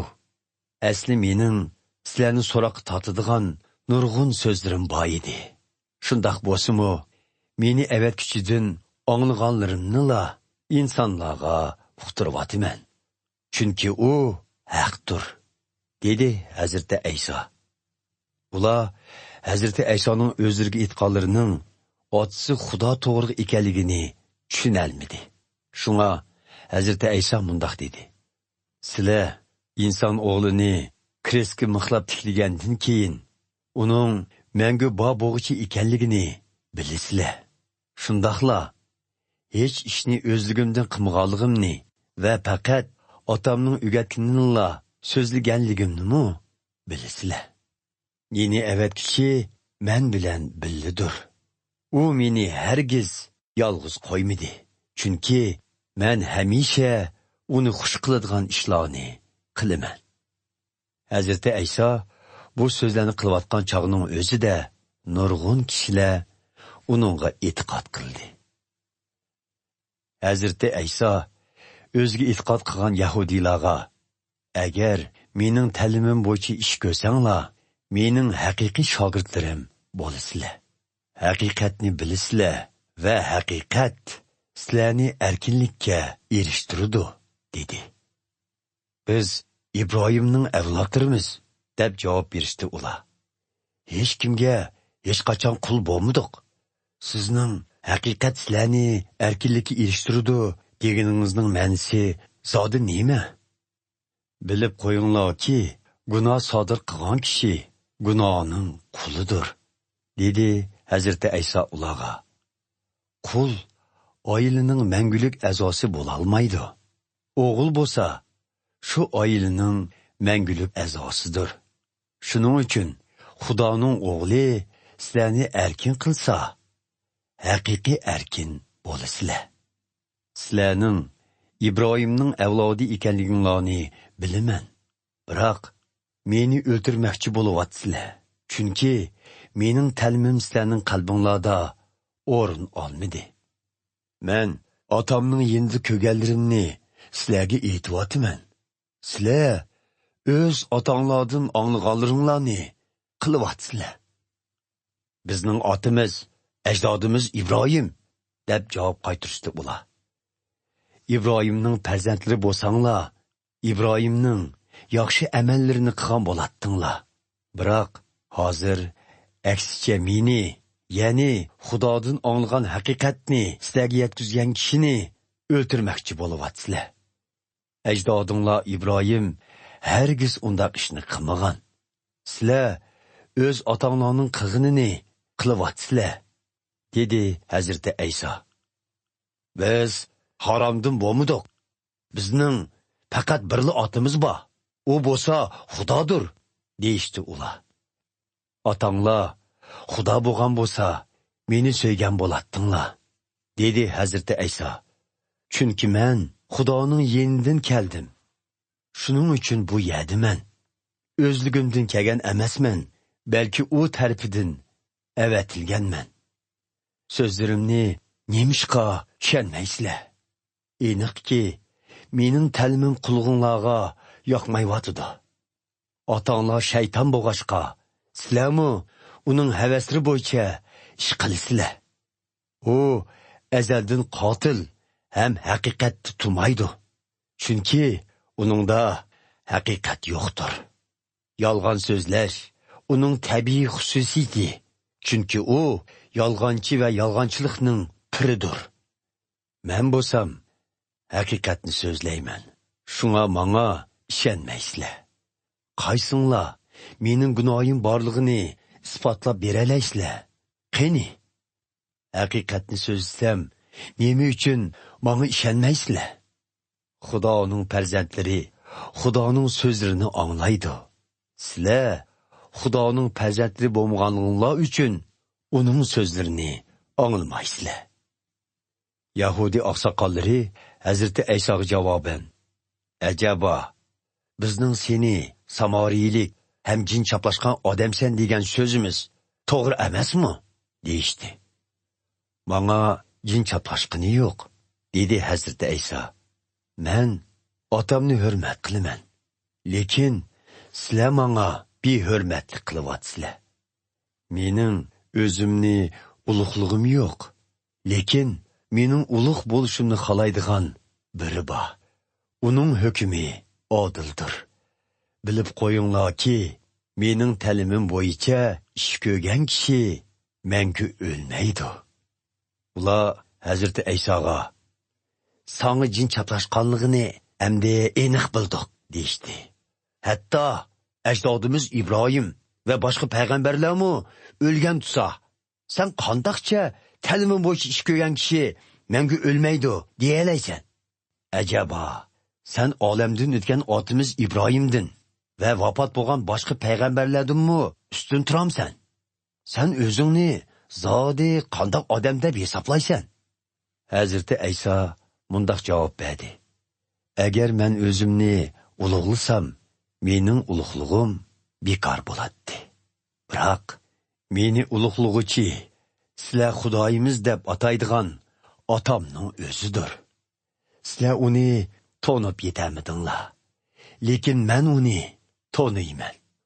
Uni tonimayman desam, sizlardek yolg'onchi bo'laman. Biroq men uni toniyman va uning so'zi bo'yicha ish ko'raman. Otanglar İbrahim mening kelishimga intizor bo'lgan, ham kelganligimni oldin ola ko'rib, intayin xushal bo'lgan. Sen texi 50 yoshga kirmagan turib, ajdodimiz İbrahimnimi ko'rdingmi? deyishdi ular.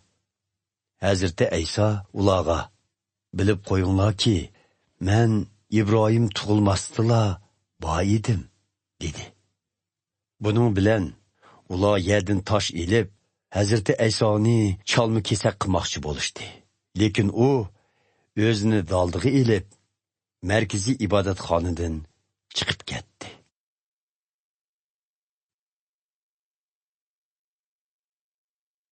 9-bob. Hazreti Aysa yo'lda ketib etib, tug'ma qarg'u bir odamni ko'rdi. Shogirdlari Hazreti Aysodan: "Ustoz, bu odamning tug'ma qarg'u bo'lishi kimning gunoh sodir qilganligidan bo'lgan? O'ziningmi yoki ota-onasiningmi?" deb so'rashdi. Hazreti Aysa bundoq javob berdi: "O'zi yoki ota-onasining gunoh sodir qilganligidan emas, balki Xudoning o'z qudratini uning hayotida ayon qilmoqchi bo'lganligidandir. Kunning yo'riq vaqtida meni avatkuchining bizga topshirgan vazifasini ado qilishimiz kerak. Kech kirib qorong'i tushib ketsa, hech kim ish qila olmaydi. Dunyoda bo'lgan mezgilimda dunyoning nuri o'zimdirman." Hazreti Ayso bu so'zlarni qilgandan keyin yerga tukirib, tukruk bilan loy qilib, loyni elqi odamning ko'zlariga surib qo'ydi va uningga Siloha ko'lchigiga berib, ko'zlaringni yu, dedi.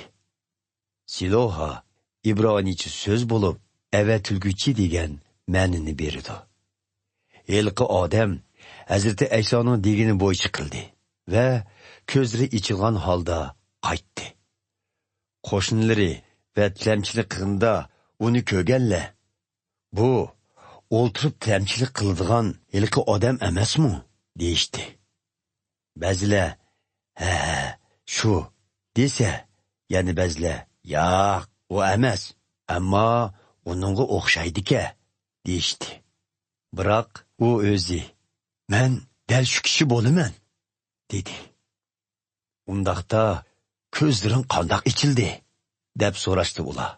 U bundoq javob berdi: "Ayso degan bir kishi tukrigidan loy qilib, ko'zlarimga surib qo'yib, menga Siloha ko'lchigiga berib, ko'zlaringni yu degan edi.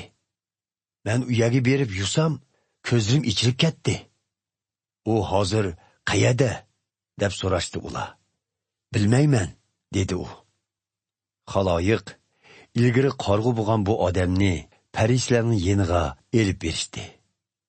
Hazreti Ayso loy qilib, bu odamning ko'zlarini saqaytgan kun dal dam olish kuni edi. Farislar bu odamdan ko'zlarini qandoq ichilganligini so'rab edi. U ko'zlarimga loy surib qo'ydi. Ondan yuzimni yudim. Hozir mana ko'radigan bo'ldim, dedi. Shuning bilan farislardan ba'zilari: "U odam Xudoning yenidan kelgan emas. Chunki u dam olish kuni ish qilmaslik amriga xiloflik qildi", deyishdi. Yana ba'zilari: "Gunohkor bo'lsa, qandoqlarcha bundoq mo'jizlarni yaratalaydi", deyishdi. Buning bilan ularning orasida bo'linish paydo bo'ldi. Ular qarg'u odamdan yana: "Ko'zlaringni ochgan u odam seningcha qandoq odamdir?" deb so'rashdi. "U bir payg'ambar", dedi elqi odam. Yahudi oqsoqollari ko'zlari ichilgan odamning ota-onasini tepib kelmaguncha burun uning qarg'u ekanligiga ve hazır közlerinin içilganlığına işenmeydi. Şuna ula onun ata-anasını çakırtıp, uladın. Tığımı qargı degen oğlunla moşu mu? Hazır qandaqlarca körələrgən bob qaldı, dep soraşdı. Onun bizning oğlumuz ekanligi ve tug'ilishidilla qargı ekanligi rast.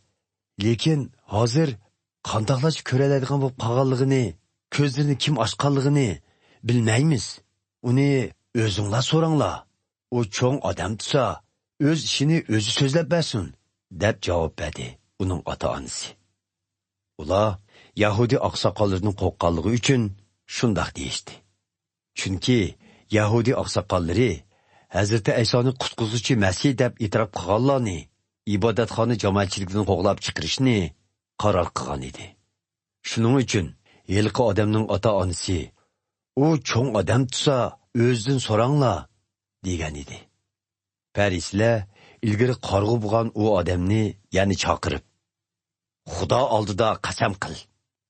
Biz bu odamning gunohkor ekanligini bilamiz, deyishdi. U mundaq javob berdi. Uning gunohkor yoki emasligini bilmayman. Men faqat bir ishni bilaman. U bo'lsa-mu qarg'u edim. Hozir ko'ralaydigan bo'ldim. Bu chaqda ular, u seni qandoq qildi? Ko'zlaringni qandoq ochdi? deb so'rashdi. U javoban, sizlarga aytsam, quloq solmadinglar. Ya'ni qandoqlarcha anglamoqchi bo'lib qoldinglar. Sizlarmi uning shogirdlari bo'lmoqchimi nima? dedi. Buning bilan ular uni haqoratlab, sen u ablahning shogirdi. Biz bo'lsa Musa payg'ambarning shogirdlari. Xudoning Musa payg'ambarga so'zlaganligini bilamiz.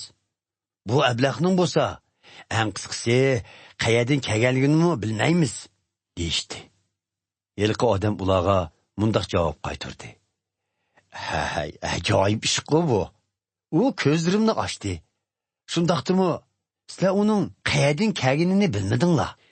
Biz bilamizki, Xudo gunohkorlarning talpini anglamaydi, balki o'zi ibodat qilgan va irodasini ishga oshirganlarnikini anglaydi. Dunyo obrida bo'lgandan beri biror kishining tug'mi qarg'uning ko'zini ochganligini anglab baqqan emasmiz. Bu odam Xudo tarafidan avatilmagan bo'lsa, hech nima qilolmagan bo'ladi. Ular uni, sen gunoh ishida tug'ilgan turuqliq, endi bizga ta'lim bermoqchimisan? deyishib, ibodatxonadan qo'g'lab chiqarishdi. Hazrati Ayso ularning hilqi odamni ibodatxonadan qo'g'lab chiqarganligini anglab, uni izlab tepib, sen inson o'g'liga e'tiqod qilamsan? deb so'radi. Hazratlari, u kim? Aytmagaysiz, uningga e'tiqod qilay, dedi hilqi odam. Uni ko'rib turibsan. Hozir sen bilan so'zlashayotgan dal shuning o'zi, dedi Hazrati Ayso uningga. Hilqi odam, "Ey Rabbim, sana e'tiqod qildim", deb Hazrati Aysoga sajda qildi. Dunyodagi odamlar ustidan hukm chiqarg'ili keldim. Ko'rlarni ko'rdigan qilish, ko'rman deydiganlarga ularning ko'r ekanligini ko'rsatish uchun keldim, dedi Hazrati Ayso. Uning yenidagi ba'zi parislar bu so'zlarni anglab, bu biznimi ko'r deb qarg'anlik emasdi, deb so'rashdi. Ko'r bo'lgan bo'lsanglar, gunohkor bo'lmagan bo'ladinglar, dedi Hazrati Ayso.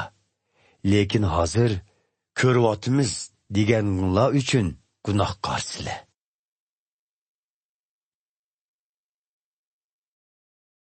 10. bob. Hazrati Ayso mundaq bir tamsilni aytib berdi. Bilib qo'yinglarki, qo'yning qotiniga eshikdan kirmay, temiga yomishib kirgan kishi o'g'ri va qaroqchidir. Eshikdan kiradigan kishi bo'lsa, shu qo'ylarning qo'ychisidir. Ko'zatchi ishni qo'ychiga ichib beradi. Qo'ylar qo'ychining ovozini toniydi. Umu o'z qo'ylarining ismlarini chaqirib, ularni sirtqa elib chiqadi. Qo'ychi qo'ylarining hammasini sirtqi chiqarib bo'lib, ularning oldida mangdi. Qo'ylarmi uning kaynidan agishib mengishidi. Chunki uning ovozini taniydi. Yot birining kaynidan mangmaydi. Aksicha uningdan qochidi. Chunki yotlarning ovozini tonimaydi. Atrofidagilar Hazreti Aysoning bu tamsilini so'zlash orqali o'zlariga nima demoqchi bo'lganligini tushunmadi. Shunga Hazreti Ayso tushundirib mundoq dedi: Bilib qo'yinglarki, qo'ylar kirdigan eshik o'zimdirman. Mendan ilgari kelganlarning hammasi o'g'ri va qaroqchidir. Lekin qo'ylar ularga bo'y bermadi. Eshik o'zimdirman. Men orqali kirgini qutqiziladi. Ham kirib chiqib yurib, yop-yeshil o't cho'plarni tepib yeyalaydi. O'g'ri bo'lsa, o'g'rilash, o'ltirish va buzish uchunla keladi. Men bo'lsam, odamlar hayotga erishsin va u hayotlik mo'l bo'lsin deb keldim. Yaxshi qo'ychi o'zimdirman. Yaxshi qo'ychining qo'ylari uchun jeni pidodir. Madakor unda qilmaydi. U qo'ylarning xo'jayini ham qo'ychisi bo'lmaganligi uchun bo'rining kelganligini ko'rsa, qo'ylarni tashlab qochidi. Shuning bilan bo'ri qo'ylarni tutib elib, tirib-rang qilib yetadi. Madakor nemishga qochidi? Chunki u qo'ylarning egisi emas. Shunlashqa ularga ko'ngil bo'lmaydi. Yaxshi qo'ychi o'zimdirman.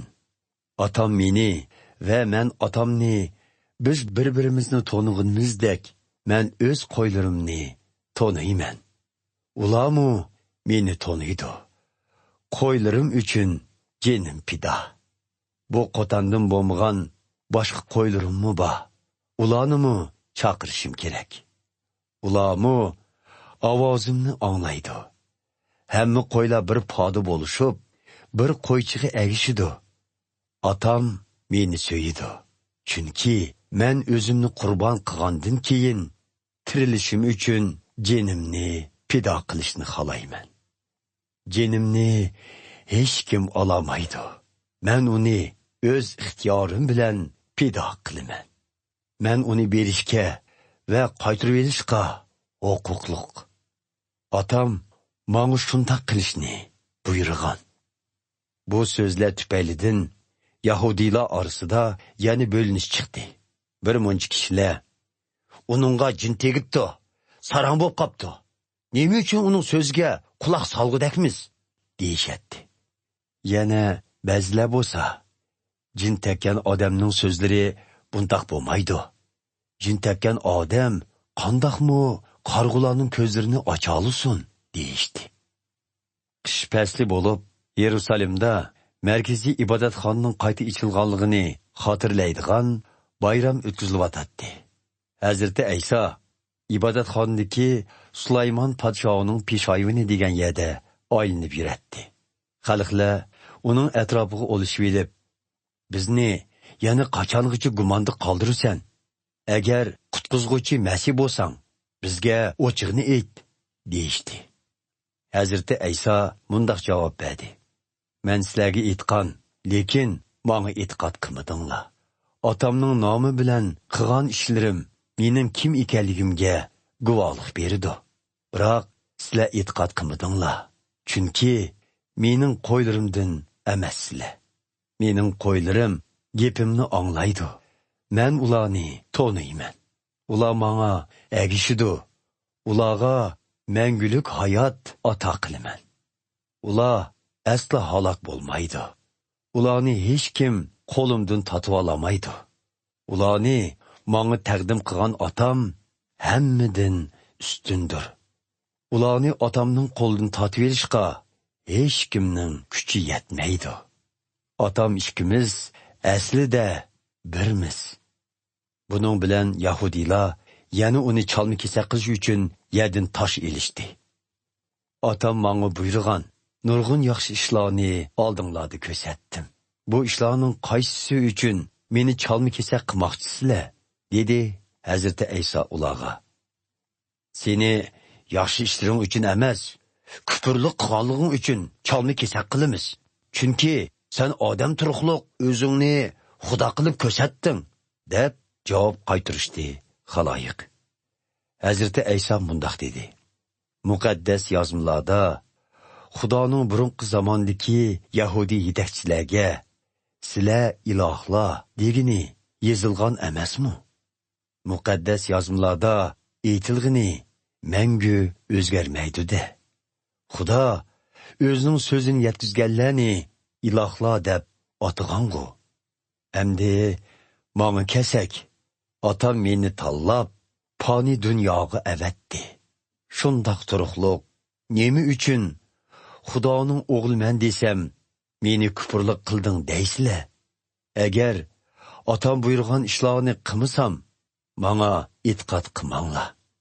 Lekin qilsam, so'zlarimga ishonmagan holatdimi, qilganlarimni ko'rib, ularning haqligiga ishoninglar.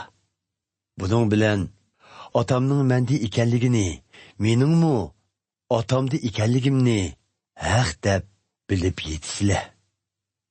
Buning bilan ular yana uni tutmoqchi bo'ldi. Biroq Hazrati Ayso o'zini ulardan qochirib qutuldi.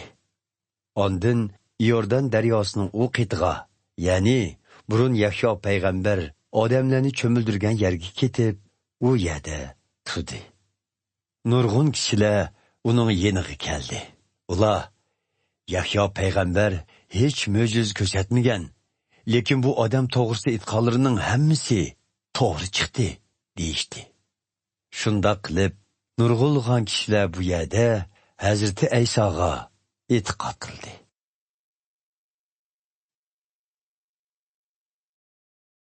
11 bob.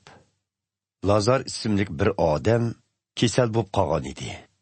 U hadilari Maryam va Marta bilan Yahudiya o'lkasidagi Baytoniya yezisida turardi. Maryam bo'lsa Hazrati Aysoning putlariga xushpuroq yog' surkab, chochlari bilan ularni eritib quritgan ayol edi. Lazarning hadilari Hazrati Aysoga: "Hey Rabbimiz, siz yaxshi ko'radigan do'stingiz kasal bo'lib qoldi", deb xabar berishdi. Hazrati Ayso buni anglab, bu kasallik Lazarning o'limi bilan oyoqlashmaydi. Aksicha, bu orqali Xudoning o'g'lining ulug'ligi ayon bo'lib, xaloyiq Xudoga madhiya o'qiydi, dedi. Hazrati Ayso Marta, Maryam va Lazarni bak yaxshi ko'ratdi. Garchi u Lazarning kasal ekanligini anglagan bo'lsa-mu, o'zi turayotgan yerda yana 2 kun turdi. Ondan keyin shogirdlarga: "Yahudiyaga qaytib borayli", dedi. Shogirdlari uningga: "Ustoz, yaqindala u yerdagi xalqlar sizni chalma kesak qilmoqchi bo'lgan tursa, yana u yerga qaytib boramsiz?" deyishdi. Hazrati Ayso mundoq dedi: "Kunduz 12 soat emasmi? Kunduzi yo'l mangan yiqilmas. Chunki u bu dunyoning yo'rig'ini ko'rdi. Lekin kechsi yo'l mangan yiqilar. Chunki uningda yo'riqlik yo'qdir." Hazrati Ayso bu so'zlarni qilgandan keyin do'stimiz Lazar uxlab qoldi. "Men uni o'yg'atqili boraman", deb qo'shib qo'ydi. Shogirdlar: "Uxlagan bo'lsa, yaxshi bo'lib qoladi, hey Rabbimiz", dedi. Hazrati Ayso Lazarning o'limini demoqchidi. Lekin ular odatdagi uyquni davatidi deb o'ylashdi. Shuning bilan Hazrati Ayso ularga o'chig'ini aytib: "Lazar olamdan o'tdi demoqchiman. Sizlarni deb uning qishli bo'lmaganligimga xushalman. Chunki bu sizlarning e'tiqodinglarning kuchaytilishi uchun yana bir fursat yoritib berdi. Endi u boyaga borayli", dedi. Qo'sh gezak deb atiladigan Tomas boshqa shogirdlarga: "Bizmi uning bilan birga borayli, ham uning bilan birga o'layli", dedi. Hazrati Ayso shogirdlari bilan Baytoniyaga borganda, Lazarning yerlikka qo'yilganiga 4 kun bo'lganligidan xabar topdi. Beytaniya Yerusalimdan 3 chaqirim yiroqlikda edi. Nurg'un Yahudiylar Marta bilan Maryamning inisining o'limiga tasalli berish uchun ularning yeniga kelgan edi. Marta Hazreti Aysoning kelayotganligidan xabar tepib, uning oldiga chiqdi. Maryam bo'lsa, uyda qoldi. "Hey Rabbim", dedi Marta Hazreti Aysoga. "Bu yerda bo'lgan bo'lsangiz, inim o'lmas edi. Ilmo Xudodan nima tilsangiz, uning sizga shuni berdiganligini bilaman. Iningiz tiriladi", dedi Hazreti Ayso. Marta, qiyomat kuni uning jazman tirildiganligini bilaman, dedi. "İnsanlarni o'limdan tirildirguvchi va hayotlik berguvchi o'zimdirman", dedi Hazreti Ayso uningga. "Menga e'tiqod qilgan kishi o'lsimi, yana hayot bo'ladi. Menga e'tiqod qilib, mangulik hayotga erishganlar aslo o'lmaydi. Buningga ishonamsiz?" "Ishonaman, Rabbim", dedi Marta. "Sizning insonlar orasiga kelishga tayinlangan qutqizg'uvchi Masih, Xudoning o'g'li ekanligingizga ishonaman." Marta buni deb bo'lgandan keyin qaytib, singlisi Maryamni ostig'ini chaqirib, "Ustozimiz kelib bo'ldi, seni chaqiryotidi", dedi. Maryam buni anglab, darhol o'rnidan turib, Hazreti Ayso bilan ko'rishga mangdi. U paytda Hazreti Ayso texi yezg'i kirmagan bo'lib, Marta oldiga chiqqan yadi edi. Uyda Maryamga tasalli berayotgan xaloyiq Maryamning birdilla o'rnidan turib, sirtqa chiqib ketganligini ko'rishdi va uni qabristonlikqa yig'izor qilg'in mangdi deb o'ylab, uning kaynidan mengishdi. Biroq Maryam Hazreti Ayso boyaga bordi va uni ko'rib, oyig'iga yiqilib, "Hey Rabbim, bu yerda bo'lgan bo'lsangiz, inim o'lmas edi", dedi. Maryamning va uning bilan birga kelgan xaloyiqning yig'izor qilishqinni ko'rgan Hazreti Ayso g'azablanib, ko'ngli qattiq azoblanishga boshladi va uni "Qayaga qo'ydinglar?" deb so'radi. "Ey Rabbimiz, kelib ko'ring", deyishdi ular. Hazreti Ayso ko'z yoshi qildi. "Haqla, qaranglar, u Lazarni nima degan yaxshi ko'rgan", deyishdi. Ularning ichida ba'zilari "Qarig'uning ko'zni ochgan kishi Lazarning hayotini o'limdan saqlab qololmaydimi?" deyishdi. Hazreti Ayso ichida yana g'azablanib, yerning oldiga bordi. Yerlik kirish og'zi cho'ng bir tosh bilan to'silgan o'nkir edi. Hazreti Ayso "Toshni elib etinglar", dedi. O'lguchining hadisi Marta, "Ey Rabbim, olamdan o'tganiga 4 kun bo'ldi. Hozir jasadi purab ketgandi", dedi. Hazreti Ayso uningga "Men sana e'tiqod qilsang, Xudoning ulug'lig'ini ko'rsan degan edim-ku", dedi. Buning bilan xaloyiq toshni elib etdi. Hazreti Ayso ko'zini osmonga tikib, mundaq duo qildi: "Ey ota, talabimni anglaydiganing uchun sana shukr aytaman. Talablarimni hamisha anglaydiganligingni bilaman. Shundaq bo'lsa-mu, atrofimdagi xaloyiq sening meni avatganligingga ishonsin deb buni aytyapman."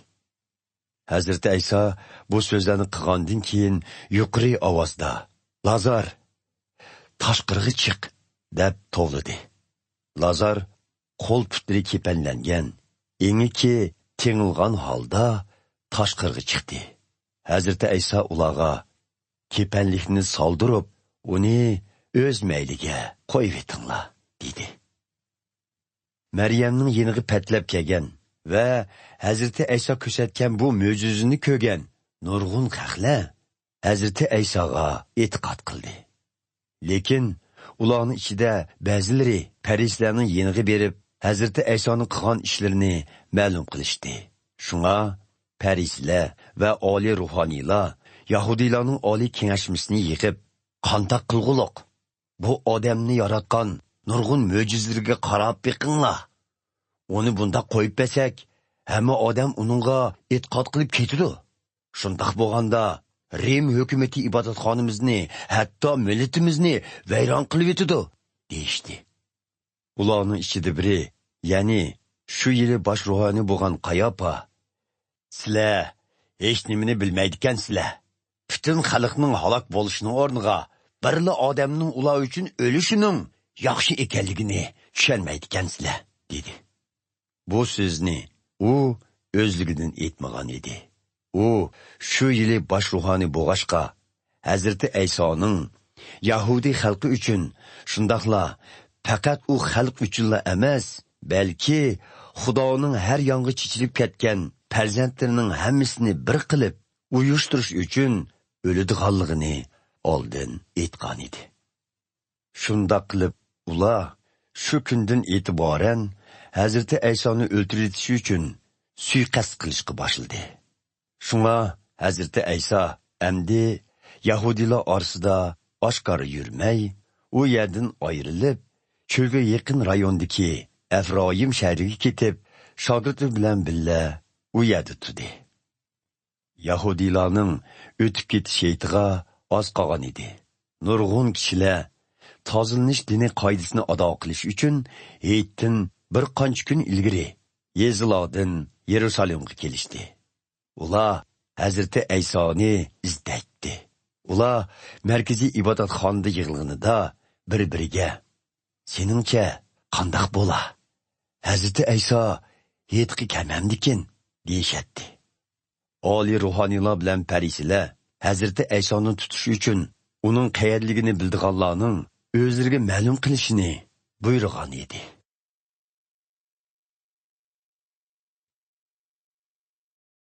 12. bob.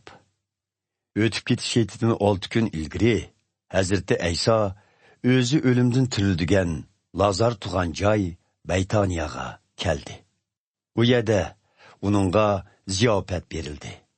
Marta u yerda mehmonlarni kutib Lazar Hazrati Ayso bilan hamdastixon bo'lganlardan biri edi.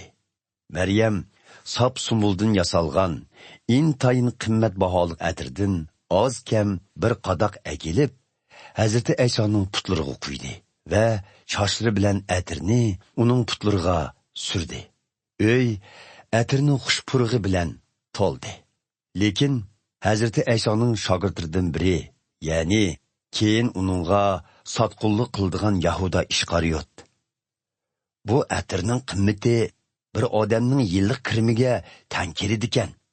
Nemishqa bu atir setilib, puli kambag'allarga berilmidi, dedi. Bu so'zni u kambag'allarga ko'ngil bo'ldiganligi uchun emas, o'g'ri bo'lganligi uchun degan edi. U shogirdlarning o'rtaq pulini boshqaratdi va o'g'irlab xajlatdi. Ayolning ixtiyoriga qo'yivet, dedi Hazrati Ayso. U bu orqali mening dafn qilinadigan kunimga tayyorlik qilyotdi. Kambag'allar har doim oranglarda, lekin men har doim oranglarda bo'lmayman. Zo'r bir turkum Yahudiylar Hazrati Aysoning Baytoniyada ekanligini angladi va yolg'iz Hazrati Aysoni emas, u o'limdan tirildigan Lazarni ko'rish uchun u yerga keldi. Oliy ruhoniylar bo'lsa, Lazarni o'ldirishni qasdladi. Chunki uning sababidan nurg'un Yahudiylar ulardan yuz o'rib Hazrati Aysoga e'tiqod qilyotdi. Atsi o'tib ketish heytini o'tkazishga kelgan zo'r bir turkum xaloyiq Hazrati Aysoning Yerusalimga kelayotganligini angladi. Ular qo'llariga xurma shoxlarini tutishgan holda uni qarshi olg'ili chiqishdi va Xudoga shukr, Parvardigorning nomida kelguchiga muborak bo'lsin, Isroillarning podshohiga muborak bo'lsin, deb vaqirashdi. Hazrati Ayso bir taxay tepib mindi. Bu ishni Zakariya payg'ambar xeyli burun oldin aytib, mundaq yozgan edi. Ey Yerusalim xalqi, əmdi qoxmangla. Mana, patshoyingla taxay minib kelyapti. Uning shogirdlari u chaqda buni tushunmagan edi. Lekin Hazreti Ayso tirilish va osmonga chiqish bilan ulug'langandan keyin Zakariya payg'ambar yozgan bu so'zlarni hamda bu ish dal payg'ambar oldin aytganday chiqqanligini to'nib yetdi. Hazreti Aysoning Lazarni yerlikdan chaqirib tirilganligini ko'rgan kishilar bu mo'jiz to'g'risida boshqalarga to'xtamasdan xabar qildi. Xaloyiq Hazreti Aysoni yaratgan bu mo'jizasini anglag'achqa uni qarshi olg'ili chiqishdi. Parislar bo'lsa bir-biriga qaranglar, bizning qilganimiz bekor ketdi. Mana, endi butun dunyo unga ergishib ketmoqda deyishdi. O'tib ketish aytida Yerusalimga ibodat qilg'ili kelganlar ichida Yahudi diniga kirgan ba'zi greklarmi bor edi. Bular Galiliyaning Betsayda yesidan bo'lgan Filipning yeniga kelib, "Janoblari, biz Hazreti Ayso bilan ko'rishmoqchidik" deb talab qilishdi. Filip berib buni Enderga ma'lum qildi. Ondan ular ikkisi Hazreti Aysoga xabar qildi. Hazreti Ayso mundoq dedi: "İnson o'g'lining shon sharafga ega bo'lgan vaqt soati yaqinlashib qoldi. Bilib qo'yinglarki, bug'doy dini to'pig'i tashlanib qurbon bo'lmog'icha yanila bir taldan piti turdi. Qurbon bo'lsa, bir surib ko'p hosil berdi. Hayotini ayg'anlar uningdan mahrum bo'ladi. Lekin bu dunyoda hayotini ayimg'anlar uni mangu saqlay oladi. Kimdi kim manga xizmat qilishni xohlasa, manga agashsin. Men qayerda bo'lsam, mening chokirim shu yerda bo'ladi. Manga xizmat qiluvchilarni arishdiki otam hurmatlaydi. Hozir ko'nglim qattiq azoblanyapti. Buningga nima deyishim kerak? Ata, meni keladigan azob oqibatli vaqt soatdan qutquz deymi? Yo'q. Men shu vaqt soatni beshimdan o'tkazish uchun keldim. Ata, ulug'lig'ingni ko'rsat. Shu vaqtda arishdan bir ovoz anglandi. Ulug'lig'imni ko'rsatdim va yana ko'rsatdim. Shu maydondagi buni anglagan xaloyiq havo guldirladi deyishdi. Yani ba'zilar bo'lsa bir farishta uningga gap qildi deyishdi. Biroq Hazreti Ayso bu so'zlar meni deb emas, sizlarni deb aytilgan. Bu dunyo endi so'roqqa tortiladi. Bu dunyoning hukmdori shaytonmi? Endi og'diriladi. Men yerdan ko'tarilganimda butkul insonlarni o'zimga jalb qilaman, dedi. U buni deyish orqali o'zining qandoq o'ldiganligini uqtirdi. Xaloyiq bu gaplarni tushunmay Hazreti Aysodan muqaddas yozmalarda qutqizg'uchi Masih o'lmay, mangu hayot turdi deyilgan tutsa, siz qandoq sizga inson o'g'li ko'tarilishi kerak deyalaysiz? İnson o'g'li zodi kim bo'ladi deb so'radi. Nurining oranglarda chaqnaydigan vaqti uzun emasdir. Shunga qorong'ulikning sizlarni besib olmasligi uchun nur bor vaqtida davomli menginglar. Qorong'ulikda mangan kishi o'zining qayerga ketayotganligini bilmaydi. Shunglashqa nur oranglarda bor vaqtda uningga ishoninglar. Buning bilan nurning farzandlari bo'lasizlar, dedi Hazreti Ayso.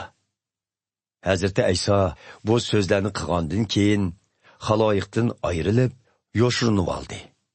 Gerçi u xaloyiqning ko'z oldida shuncha mo'jiza ko'rsatgan bo'lsa-mu, ular uningga e'tiqod qilmadi.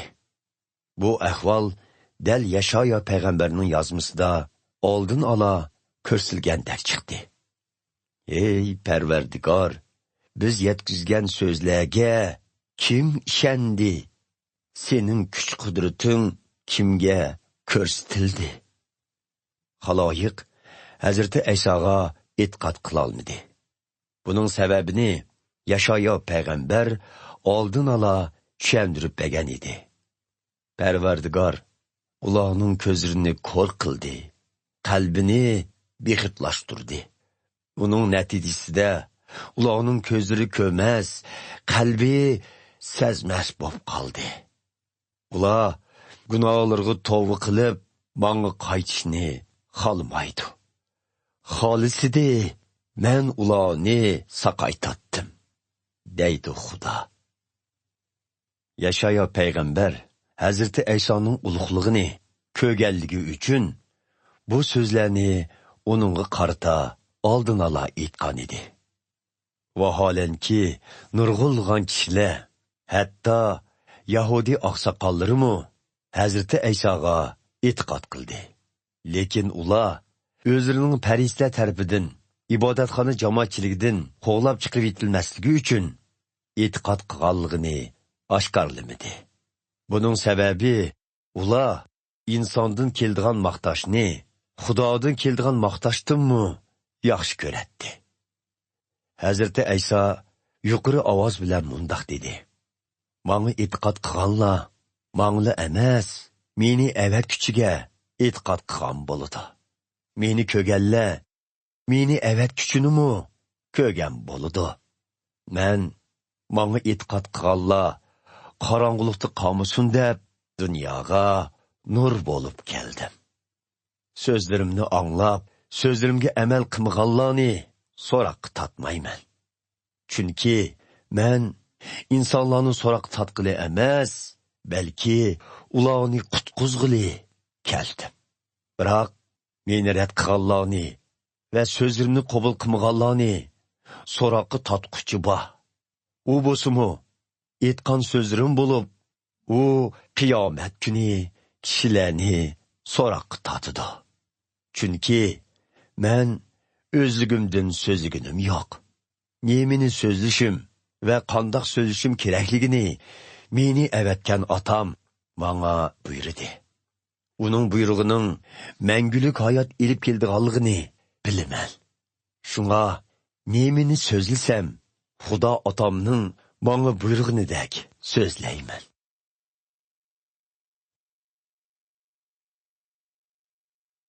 13. bob.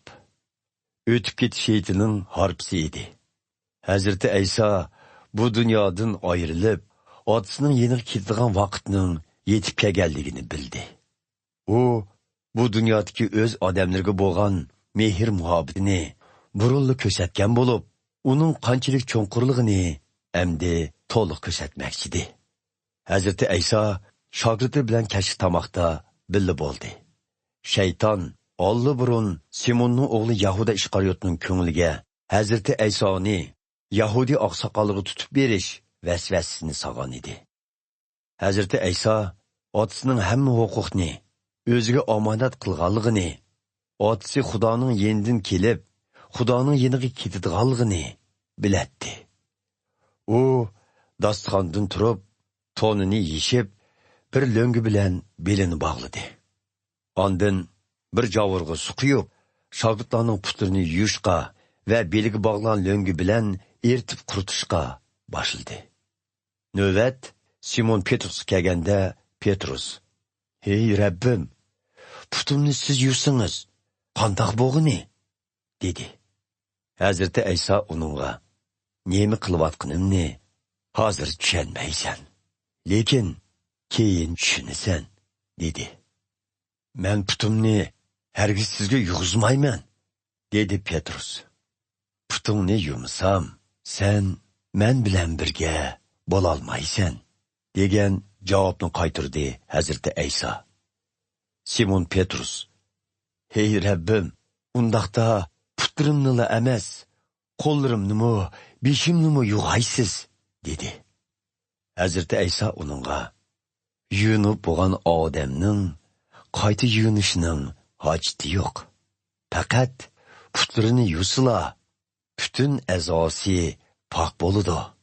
Sizlarmi gunohlaringlardan pok, lekin hammanglar emas, dedi.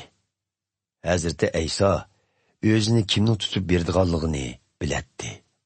Shuning uchun u hammasiningla pok emasligini degan edi.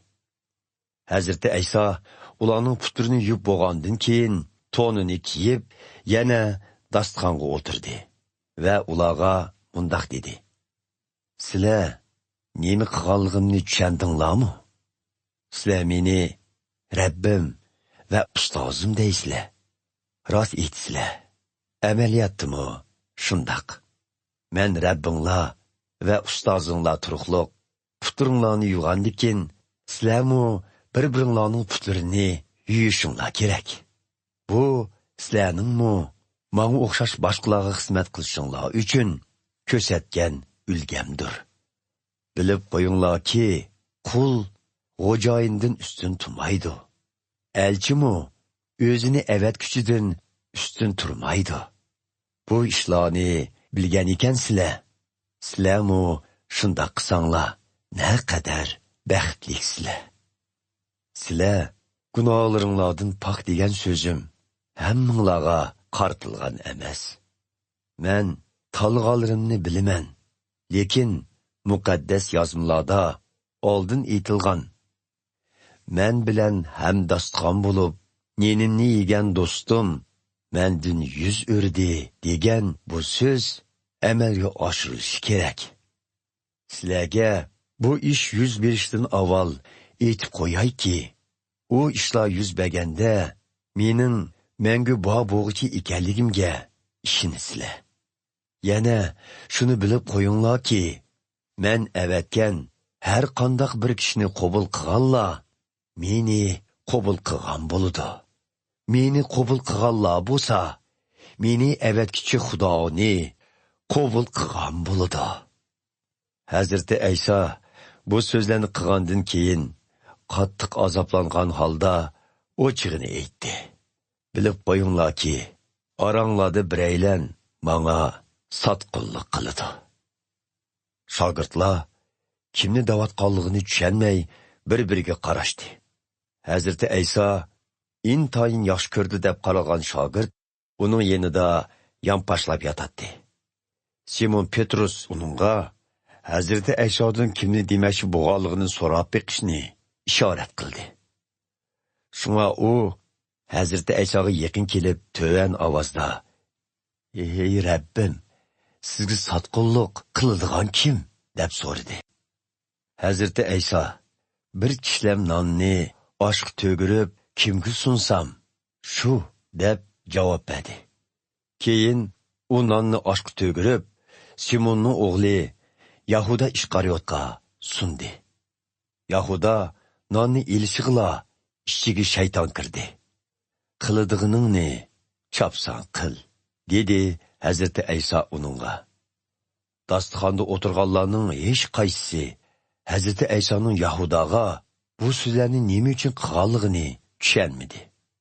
Ularning o'rtaq puli Yahudada bo'lganlikdan ba'zilar Hazreti İsa uningga "Hechlik narsani elib kel" yoki "Kambag'allarga bir narsa ber" demoqchi bo'lsa kerak deb o'ylashdi.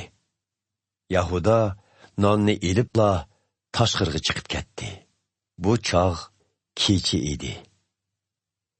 Yahuda tashqariga chiqib ketgandan keyin Hazreti İsa mundaq dedi: "Endi inson o'g'lining shon sharifi ko'rinadigan vaqt soat yetib keldi.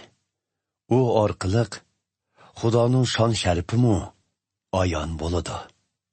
Xudoning shon sharifi u orqali ayon bo'lgan ekan, Xudo o'zimi inson o'g'lining shon sharifini darhol ayon qiladi. Bolalarim, mening endi sizlar bilan birga bo'lgan vaqtim oz qoldi. Keyin sizlar meni izdaysizlar.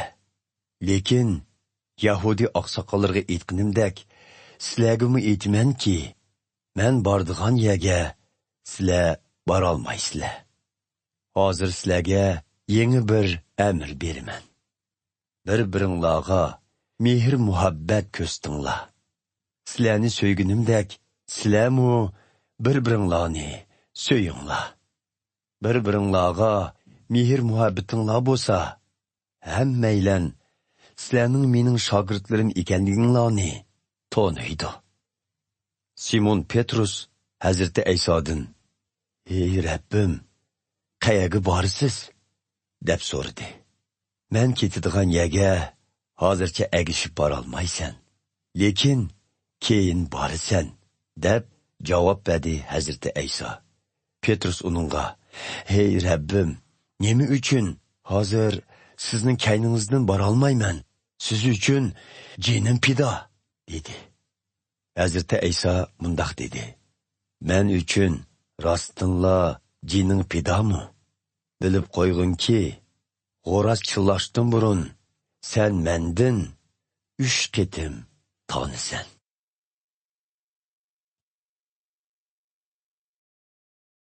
14-bob. Hazreti Ayso shogirdlarga yana mundaq dedi: "Ko'nglinglarni bearam qilmanglar. Xudoga ishoninglar, mengamu ishoninglar. Xudo otamning dargohida nurg'un uy makonlar bor. Undaq bo'lmasa, buni sizlarga aytib yurmagan bo'lardim. Men har biringlarga o'rin tayyorlash uchun shu yerga ketib boraman. Men tayyorlik qilg'ili bordigan ekanman. Cho'qim qaytib kelib, sizlarni men bilan birga elib ketaman. Shundaq bo'lganda, men qayerda bo'lsam, sizlarmu shu yerda bo'lasizlar. Sizlar mening qayerga ketadiganligimni va u yerga boradigan yo'lni bilasizlar. Ey Rabbim, sizning qayerga ketadiganingizni bilmaymiz. Shundaq turuqliq, u yo'lni qandoq bilamiz? dedi Tomas. Hazreti Ayso uningga: "Yo'l, haqiqat va hayotlik o'zimdirman. Meningsiz hech kim Xudo otamning yeniga borolmaydi. Agar meni to'nigan bo'lsanglar, otamnimi to'nigan bo'latdinglar. Hozirdan boshlab uni tonidinglar, ham uni ko'rdinglar", dedi. "Ey Rabbim, otingizni ko'sib qo'ysingizlar, rozi bo'latdiq", dedi Filip. "Filip", dedi Hazreti Ayso, "sizlar bilan birga bo'lganimga talay vaqt bo'ldi. Meni texcha tonimadingmi? Meni ko'rgan kishi otang Xudoni ko'rgan bo'ladi. Shundaq turuqliq, sen nemishqa yana bizga otingizni ko'rsatding deysan? Men otamda, otam menda ekanligiga ishonmamsan. Sizlarga aytgan so'zlarimni o'zligimdan aytganim yo'q, balki mening otam aytgan. U menda turib xizmatlarini qilyotidi. Men otamda, otam menda deganimga ishoninglar. Hech bo'lmaganda mening qilganlarimdan menga ishoninglar. Bilib qo'yinglarki, menga ishongan kishi mening amaliyatimdek qila oladi. Bundaq kishi buningdanmi ulug' ishlarni qiladi. Chunki men otamning yeniga qaytib ketaman. Mening nomim bilan nemini tilsanglar, o'z otamning ulug'ligi men orqali ayon bo'lsin uchun tilaklaringlarni ijobat qilaman. Mening nomim bilan nemi tilsanglar, men sizlarga shuni beraman." Hazreti Ayso shogirdlarga yana mundaq dedi: "Meni so'ysanglar, amrlarimga amal qilsizlar. Menmu Xudo otamdan sizlarga boshqa bir yordamchi ato qilishni tilayman. U sizlar bilan mangu birga turadi. U bo'lsa-mu haqiqatga boshlig'uchi muqaddas ruhdir. Uni bu dunyoning odamlari qabul qilmaydi. Chunki uni ko'maydi, tonimaydi. Biroq sizlar uni tonaysizlar. Chunki u doim sizlar bilan birga turdi. Ham sizlarda yaşamoqchi. Men sizlardan ayrilganda sizlarni yetim qoldirmayman. Sizlarning yeninglarga yana qaytib kelaman. Az vaqtdan keyin bu dunyoning odamlari meni ko'maydi. Lekin sizlar ko'rsizlar. Men hayot bo'lganligim uchun sizlarmu hayot bo'lisizlar. Shu vaqt kelganda bilasizlarki, men otamda bo'laman. Sizlar menda bo'lisizlar. Menmu ham sizlarda bo'laman. Kim amirlarimni qabul qilib, uningga amal qilsa, meni so'ydigan kishi shu bo'ladi. Meni so'ydigan kishini otammi so'ydi. Menmu uni so'yiman va o'zimni uningga ayon qilaman. Yahuda ismlik boshqa bir shogird, Yahuda Ishqariyot emas, Hazrati Aysodan: "Ey Rabbim, nima uchun o'zingizni bu dunyoning odamlariga ayon qilmay, bizga ayon qilasiz?" deb so'radi. Hazrati Ayso uningga mundaq javob qaytardi: "Meni so'ydigan kishi deganimni qiladi. Otammu uni so'ydi. Otam bilan ikkimiz mundaq kishining yeniga berib, uning bilan birga makon quramiz. Meni so'ymaydigan kishi deganimni qilmaydi. Sizlar anglayotgan so'zlar mening emas, balki meni avatgan otamninkidir. Men sizlar bilan birga bo'layotgan chig'imda sizlarga bularni dedim. Lekin otam mening nomim bilan avatilgan yordamchi, ya'ni o'zining muqaddas ruhi sizlarga hammani o'gitidi. Ham mening aytgan hamma so'zlarimni esinglarga soladi. Sizlarga omonlik qoldiraman. O'z omonligimni sizlarga taqdim qilaman. Mening sizlarga taqdim qilganim bu dunyoning odamlarining sizlarga baginiga o'xshamaydi. Ko'nglinglarni bearam qilmanglar, qo'rqmanglar. Sizlar men sizlardan ayrilib ketaman, keyin sizlarning yeninglarga qaytib kelaman degan so'zimni angladinglar. Meni so'ysanglar, otamning yeniga ketadiganligim uchun xushal bo'latdinglar. Chunki otam mendan ulug'dir. Sizlarni bu ishlar yuz berganda menga ishonsin deb, bularni sizlardan ayrilishdan burun aytdim. Sizlar bilan so'zlashadigan vaqt ko'p qolmadi. Chunki bu dunyoning hukmdori shayton kelish oldida turdi. Uning meni besib tushgudek qudrati asla yo'qdir.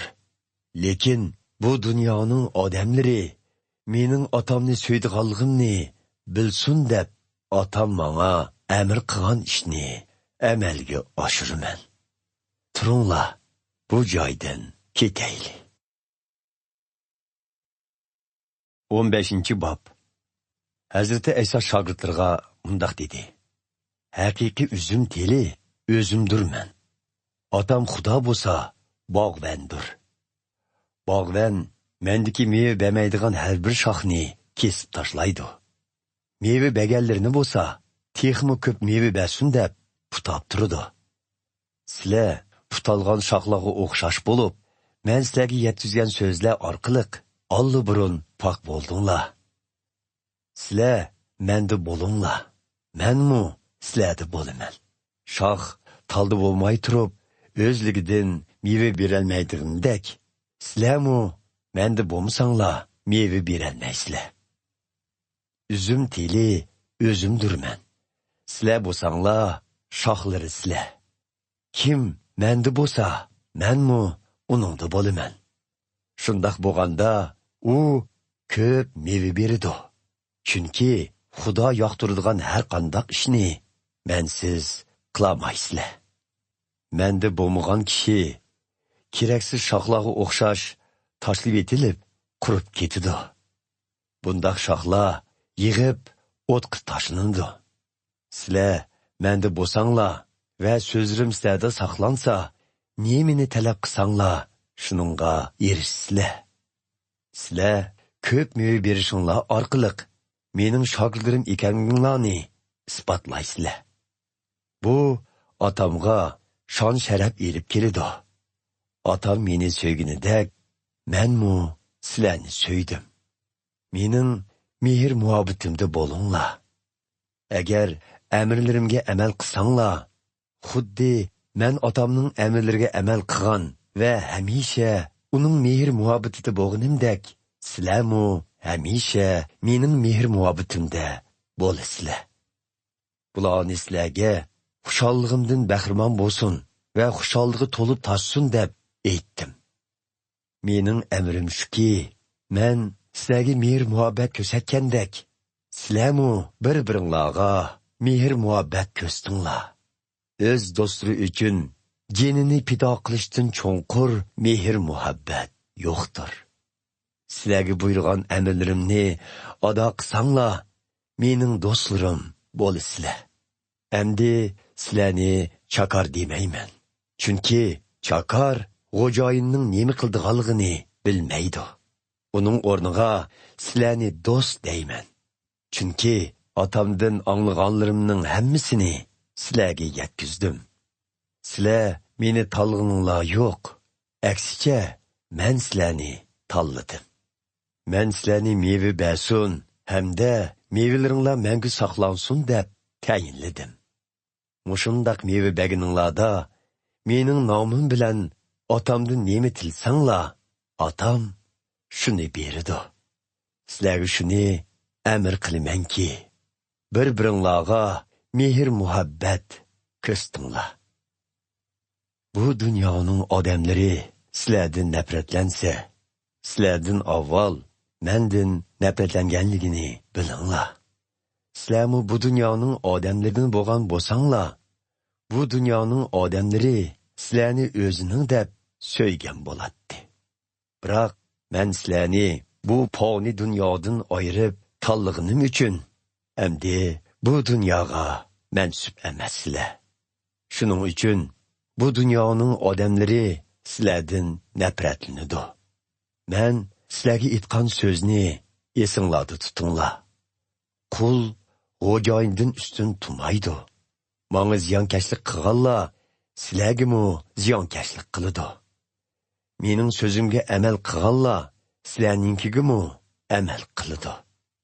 Mening nomim sababidan ular sizlarga ziyonkashlik qiladi. Chunki ular meni avat kuchini tonimaydi. Agar men kelib ularga ta'lim bermagan bo'lsam, ularning gunohlari gunoh deb qaralmaydi. Lekin hozir ular o'z qilmishlarining yomon ekanligini bilmadoq deyolmaydi. Ularning mendan nafratlanganligi otamdanmi nafratlanganligi bo'ladi. Men ularning orasida boshqa hech kim qilib boqmagan ishlarni qilmagan bo'lsam, ularning gunohlari gunoh deb qaralmaydi. Amaliyotda ular mening qilgan ishlarimni ko'rgan, shundaqdimi yana mendan va otamdan nafratlandi. Lekin buning bilan muqaddas yozmalarda yozilgan hech qanday sababsizla mendan nafratlandi degan so'z amalga oshirildi. Men sizlarga otamning yenidan yordamchi, ya'ni haqiqatga boshlig'uchi muqaddas ruhni avatman. U otamning yenidan kelib menga guvohlik berdi. Sizlarmu menga guvohlik bersizlar. Chunki sizlar boshdan tortib men bilan birga bo'ldinglar.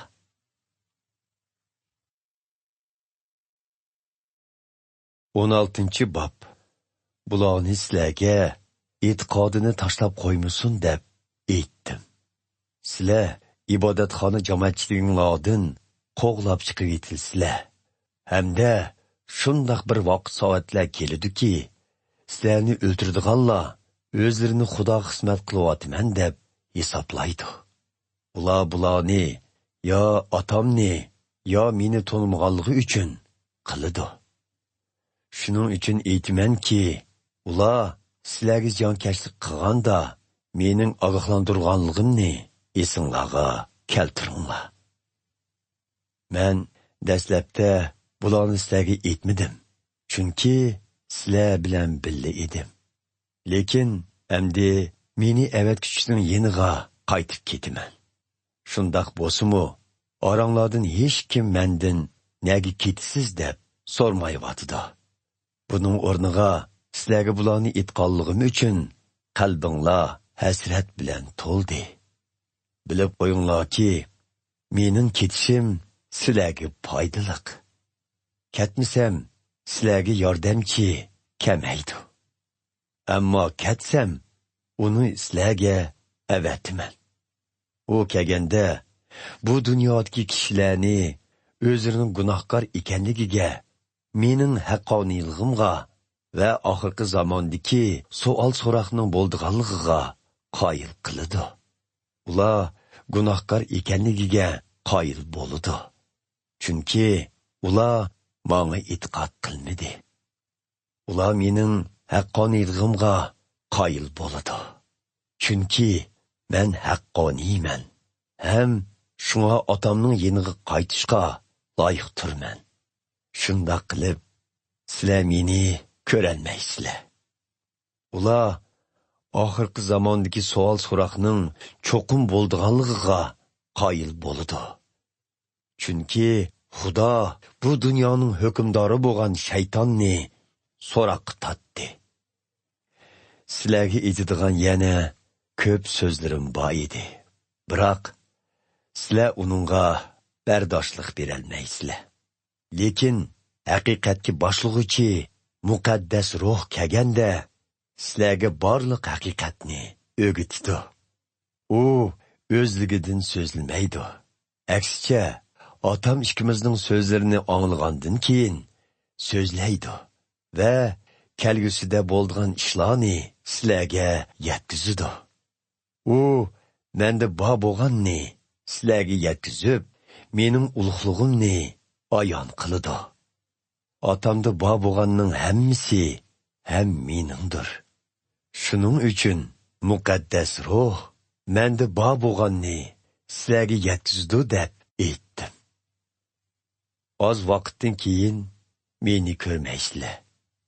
Yana bir oz vaqt o'tgandan keyin meni qayta ko'rsizlar. Shogirdlarning ba'zilari bir-biriga, bu qandoq gap? U bizga oz vaqtdan keyin meni ko'rmaysizlar. Yana bir oz vaqt o'tgandan keyin meni qayta ko'rsizlar deydi.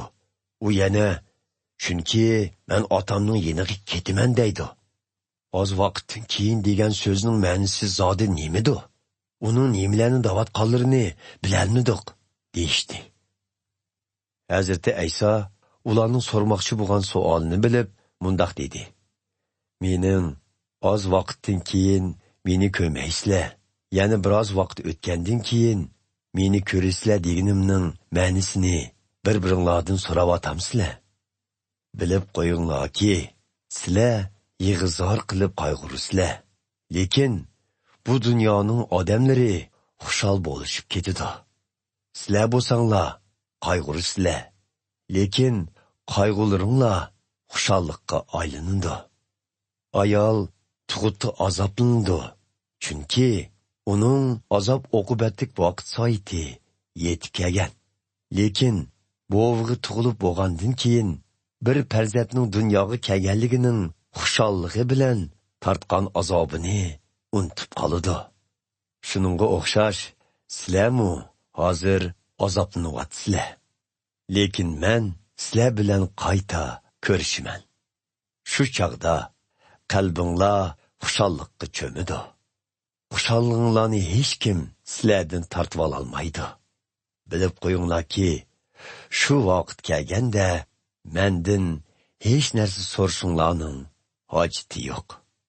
Chunki mening nomim bilan otamning o'zidan nemini tilsanglar, u shuni berdi.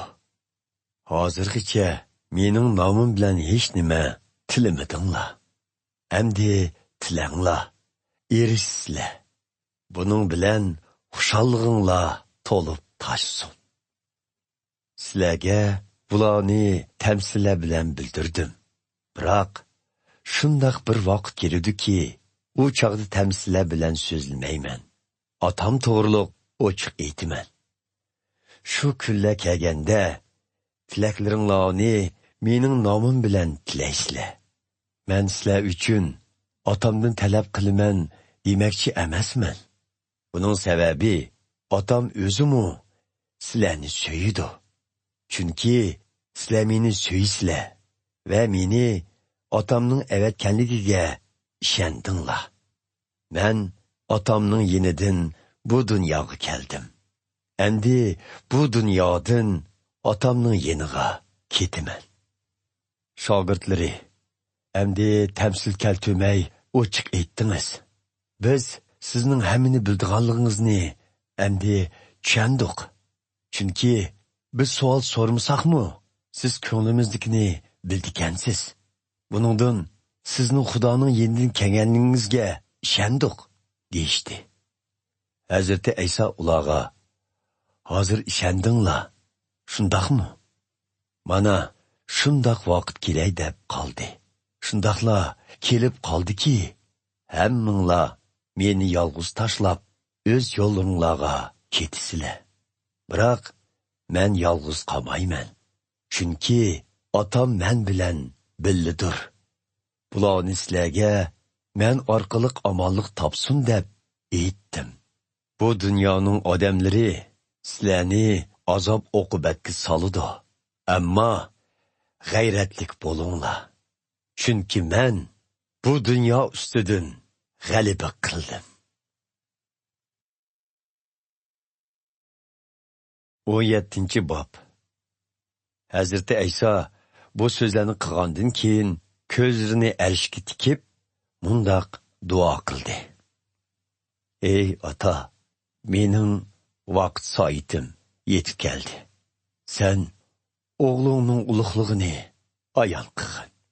Buning bilan o'g'lingmi ulug'lig'ingni ayon qilsin. Chunki sen uningga butkul insoniyatdan ustun huquq ato qilding. Buning bilan u sen uningga bergan odamlarning hammasiga mangulik hayot ato qilsin. Mangulik hayot bo'lsa, haqiqiy birdan-bir Xudo seni va sen avatgan Ayso Masihni tanishtir. Men sen menga buyurgan hamma ishlarni o'rindash bilan sening ulug'lig'ingni yer yuzida ayon qildim. Ey ota, sening yeningga qaytqanimda dunyo opirdi bo'lishdan burun biz bahrimon bo'lgan ulug'liqdan meni qayta bahrimon qilgaysan. Sen bu dunyoda menga tanlab berganlarga seni ayon qildim. Ular seninki edi. Ularni menga berding. Ular sening so'zingga amal qildi. Ular sen menga bergan hamma narsalarning seningdan kelganligini endi bildi. Chunki sen menga qilgan so'zlarni ularga yetkazdim. Ularmi qabul qildi. Senden kelganligimni haq deb bilib yetdi. Hamda meni avatganligingmi ishondi. Bularga duo qilaman. Bu dunyoning odamlarga emas, balki sen menga bergan odamlarga duo qilaman. Chunki ular seninkidir. Meningki seninkidir. Seninki bo'lsa meningkidir. Mening ulug'lig'im ular orqali ayon bo'ldi. Men endi ayrilish oldida turaman. Ularni bu dunyoda qoldirib, sening yeningga ketyapman. Ey muqaddas ota, ularning sana bo'lgan sodiqligini saqlag'in. Biz ikkimiz bir bo'lgandek, ularmi bir bo'lsin. Men ular bilan birga bo'lgan vaqtimda ularning sana bo'lgan sodiqligini saqladim, ham qo'g'didim. Ularning ichida halokat yo'lga mangan kishidan boshqa birimi yo'qolmadi. Muqaddas yozmalardiki, menga saqillik qildigan kishi to'g'riliq aytilganlarning amalga oshirilishi uchun mushundoq bo'ldi. mana endi sening yeningga ketaman. Ularning qalbida mening xushallig'im to'lib toshsin deb bu so'zlarni dunyodagi vaqtimda so'zladim. So'zlaringni yetkizdim.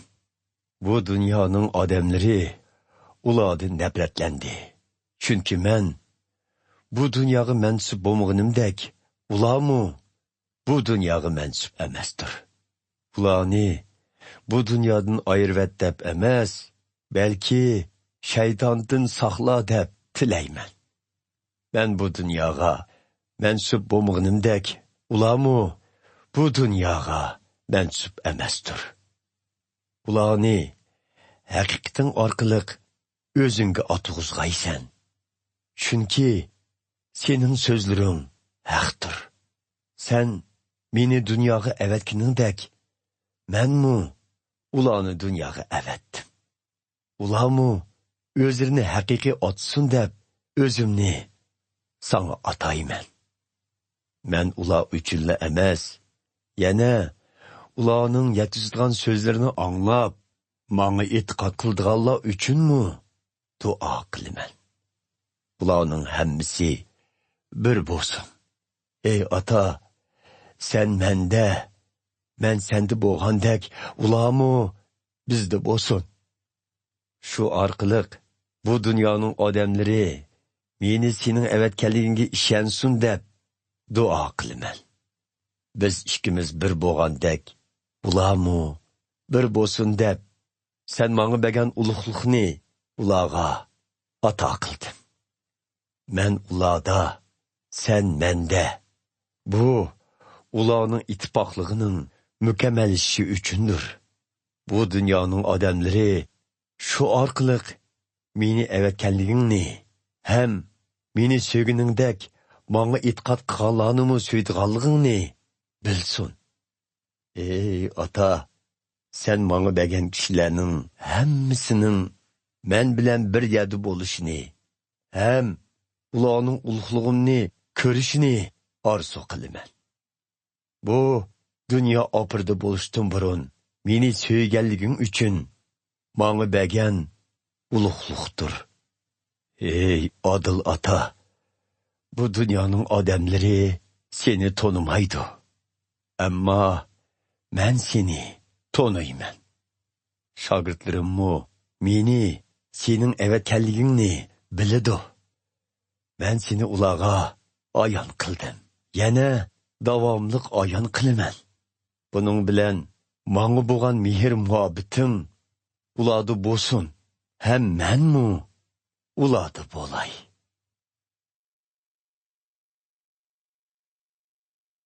o'n sakkizinchi bob. Hazrati Ayso bu duoni qilgandan keyin shogirdlar bilan birga tashqariga chiqib, Yerusalimning sirtidagi Kidron vodisining u qetiga o'tdi. U yerda bir bog'cha bor edi. Hazrati Ayso bilan shogirdlari u bog'chaga kirdi. Uningga sotuvlik qildigan Yahudamu u yani bilatdi. Chunki Hazrati Ayso shogirdlari bilan pat-pat u yerda jam bo'ladi. Shunda qilib Yahuda bir qism Rim lashkarlari bilan oliy ruhoniylar va parislar avatgan ibodatxona qorovullarini boshlab bu yerga keldi. Ularning qo'llarida panus, mashal va qurollar bor edi. Hazrati Ayso beshiga keldiganlarning hammasini bilib, ularning oldiga chiqib, "Kimni izdaysizlar?" deb so'radi. "Nosiralik Aysoni" deb javob berishdi ular. Hazrati Ayso ularga, "Mana, men shu" dedi. Uningga sotqinlik qilgan Yahudamu ularning qatorida turadi. Hazrati Ayso, "Mana, men shu" deyishigla ular orqaliga yenib, yerga yiqilishdi. Hazrati Ayso ulardan yana bir qitim, "Kimni izdaysizlar?" deb so'radi. "Nosiralik Aysoni" deyishdi ular. "Sizlarga aytdim-ku, mana, men shu. Agar menila izdigan bo'lsanglar, bularni tutmanglar" dedi Hazrati Ayso. Buning bilan o'zining "Ata, sen menga berganlardan hech qaysisini yo'qotmadim" degan so'zi amaliyotda isbotlandi. Simon Petrus yendiki qilichni qo'liga ilib, bosh ruhoniyning Malkus ismli chaqirga urdi. Qilich chaqarning o'ng qulog'iga tegib, uni shilib tushiribdi. Hazrati Ayso Petrusga: "Qilichni g'ilibonga sol. Meni otam amr qilgan bu azob qadihini ishmaydi demsan", dedi. Shuning bilan lashkar to'pi bilan qo'mondoni ham Yahudilar avatgan ibodatxona qorovullari Hazrati Aysoni tutib bog'lashdi. Ondan uni oldi bilan shu yili bosh ruhoniy bo'lib turgan Qayopaning qiynotisi Hanonning oldiga elib berishdi. Burun Yahudi oqsoqollariga butun xalqning halok bo'lishidan saqlanishi uchun birla odamning o'lishi afzal degan kishi dal shu Qayopa edi.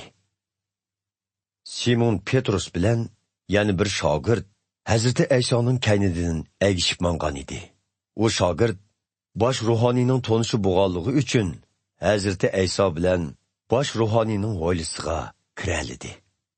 Simon Petrus bo'lsa tashqirida darvozaning yanida qoldi. Shunga bosh ruhoniyning tonishi bo'lgan shogird tashqariga chiqib, darvozadan qiz bilan so'zlashib, Petrusni ishkirga boshlab kirdi. Darvozadan qiz Petrusdan: "Sizmi Aysoning shogirdlaridan emasmi?" deb so'radi. "Yo'q, men emas", dedi Petrus. Havo sovuq bo'lganligi uchun bosh ruhoniyning chaqarlari va ibodatxona qorovullari yog'och ko'mirdan yiqilgan gulxonning cho'risida isinib turishatdi. Petrusmu ularning yenida turib o'tqa qoqlandi. Bosh ruhoniy Hazrati Aysodan shogirdlarini va uning ta'lim berishi bilan munosabatlik savollarni so'radi. Hazrati Ayso uningga mundaq javob berdi: "Men so'zlarimni hamma odamlarga oshkor so'zladim. Yahudilar yig'iladigan yerlik ibodatxonalarda va markaziy ibodatxonada doim ta'lim berdim. Hech qanday maxfiy so'z qilmadim. Bularni nemishqa mendan so'raysiz? So'zlarimni anglaganlardan so'rang. Ular nima deganligimni biladi."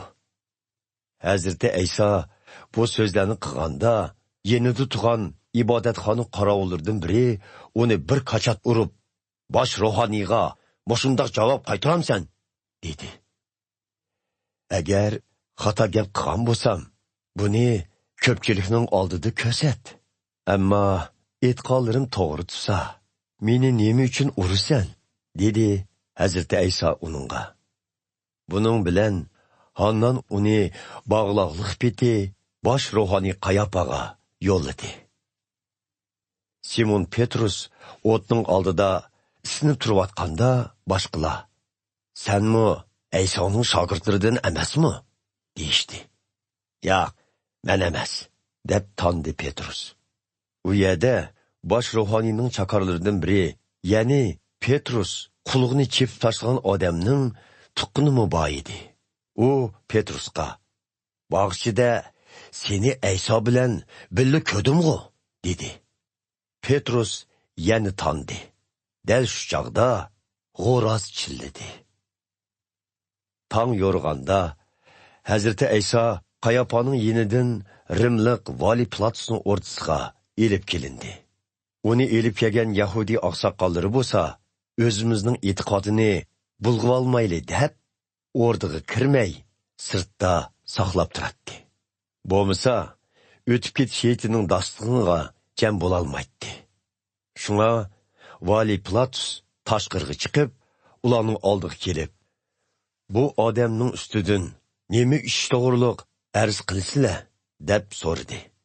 Ular: "Bu odam yomon ish qilmagan bo'lsa, uni sizga topshirmagan bo'lardik", deb javob berishdi. "Uni o'zinglar elib ketib, o'z qonunlar bo'yicha so'ranglar", dedi vali Pilatus ularga. Ular: "Bizning o'lim jazosi berish huquqimiz yo'q desa", deyishdi. Hazrati Aysoning o'zining qanday o'ldiganligi to'g'risidagi oldin aytganining amalga oshirilishi uchun bu ishlar yuz berdi. Vali Pilatus yana ordisiga kirib, Hazreti Aysoni chaqirtib uningdan: "Sen Yahudilarning podshoyimi?" deb so'radi. Hazreti Ayso uningga: "Bu savolni o'zingiz qo'yayotamsiz yoki boshqalar men to'g'riliq sizga shundoq aytganmi?" dedi. "Men yo Yahudi bo'lmasam, mundaq savollarni so'raydigan. Seni ma'nu topshirganlar o'z xalqing va oliy ruhoniylarga nima jinoyat o'tkazgan eding?" dedi Vali Pilatus. "Mening podsholigim bu dunyoga mansub emas. Agar mansub bo'lsa-di, shogirdlarim mening Yahudilarga topshirmasligim uchun jang qilgan bo'ladi. Holbuki mening podsholigim bu dunyodagi podsholikqa o'xshamaydi", dedi Hazreti Ayso. "Demak, sen bir podsho, shundaqmi?" dedi Vali Pilatus. "Aytganingizdek, men podsho. Men haqiqatga guvohlik berish uchun dunyoga keldim. Haqiqatda turadigan kishilar mening so'zlarimni anglaydi", dedi Hazreti Ayso. Vali Pilatus uningdan: "Haqiqat degan nima?" deb so'radi.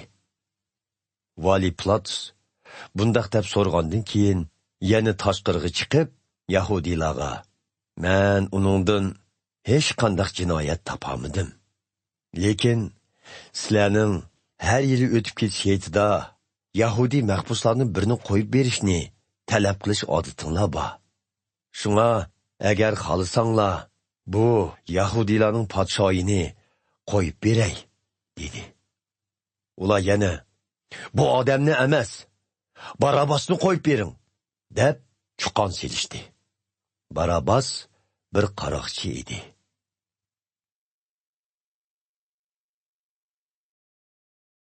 19-bob.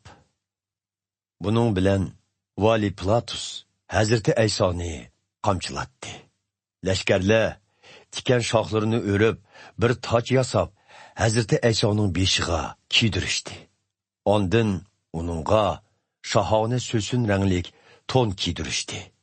Ular yana uning oldiga kelishib: "Yoshsun, Yahudilarning podshoyi", deb masxara qilishib, uni qachatlashdi. Vali Pilatus yana ordisidan chiqib xaloyiqqa: "Diqqat! Uningdan hech qanday jinoyat topamaganligimni bilishinglar uchun uni sizlarning oldinglarga elib chiqaman", dedi. Buning bilan Hazreti Ayso beshidagi tikanlik toj va uchisidagi so'sin ranglik to'n bilan tashqariga elib chiqildi. Vali Pilatus ularga: "Mana u odam", dedi. Oliy ruhoniylar va ibodatxona qorovullari Hazreti Aysoni ko'rib, "Uni krestga mixlating", deb vaqirashdi. "Uni o'zinglar mixlanglar. Men uningdan hech qanday jinoyat topamadim", dedi Pilatus. Yahudilar mundaq deyishdi: "Bizda shundaq bir qonun bor. Shu qonunga asosan u o'zini Xudoning o'g'li deb ataganligi uchun o'ltirishga tegishlik." Vali Pilatus bu so'zni anglab, texmo qo'rqib, yana o'rtasiga kirib, Hazreti Aysodan: "Sen zodi qayerdan kelding?" deb so'radi. Hazreti Ayso javob bermadi. "Sen bana gap qilmamsan. Seni qo'yib berishga huquqim bo'lganidek, krestga mixlashqimi huquqim borligini bilmamsa", dedi Vali Pilatus. "Sizga erishdan berilmagan bo'lsa, menga nisbatan hech qanday huquqingiz bo'lmagan bo'ladi. Shuning uchun meni sizga topshirib bergan odamning gunohi texmo ig'irdir", dedi Hazreti Ayso. Shuning bilan Pilatus Hazreti Aysoni qo'yib etmoqchi bo'ldi. Lekin Yahudilar: "Bu odamni qo'yib etsangiz, Rim imperatorining do'sti bo'lmagan bo'lasiz. Kim o'zining podshoyi desa, u kishi imperatorga qarshi chiqqan bo'ladi", deb chuqon selishdi. Vali Pilatus bu sözlerini anlap Hazreti Aysoni tashqariga chiqadi va tosh yotqizilgan ho'yla Aromi tilida G'abota degan yerdiki hukm chiqarish o'rnida o'ltirdi. U kuni o'tib ketish heyitining harpisi bo'lib, soat 12 ga oz qolgan edi. Vali Pilatus Yahudiylarga "Mana bu sizlarning podshoyinglar" dedi. Yo'qting, uni kristni mixliting, deb vaqrashdi Yahudiylar. Meni podshoyinglarni kristni mixlabsin demsizlar, dedi Vali Pilatus. Oliy ruhaniylar, Rim imperatoridan boshqa podshoyimiz yo'q, deb tovlashdi. Buning bilan Hazreti Ayso Vali Pilatusning buyrug'i bilan kristga mixlanishga topshirildi. Lashkarlar Hazreti Aysoni elib mangdi. U o'z kristni dumbisiga otib, bosh so'ngak Aromi tilida Golgota degan yerga bordi. Ular uni shu yerda kristga mixlab, kristni tikladi. Hazreti Aysoning ikki tarafida yana ikki jinoyatchi bor bo'lib, ularmi uning bilan tang mixlandi. Hazreti Aysoning kristi ikki jinoyatchining o'ttirsiga tiklangan edi.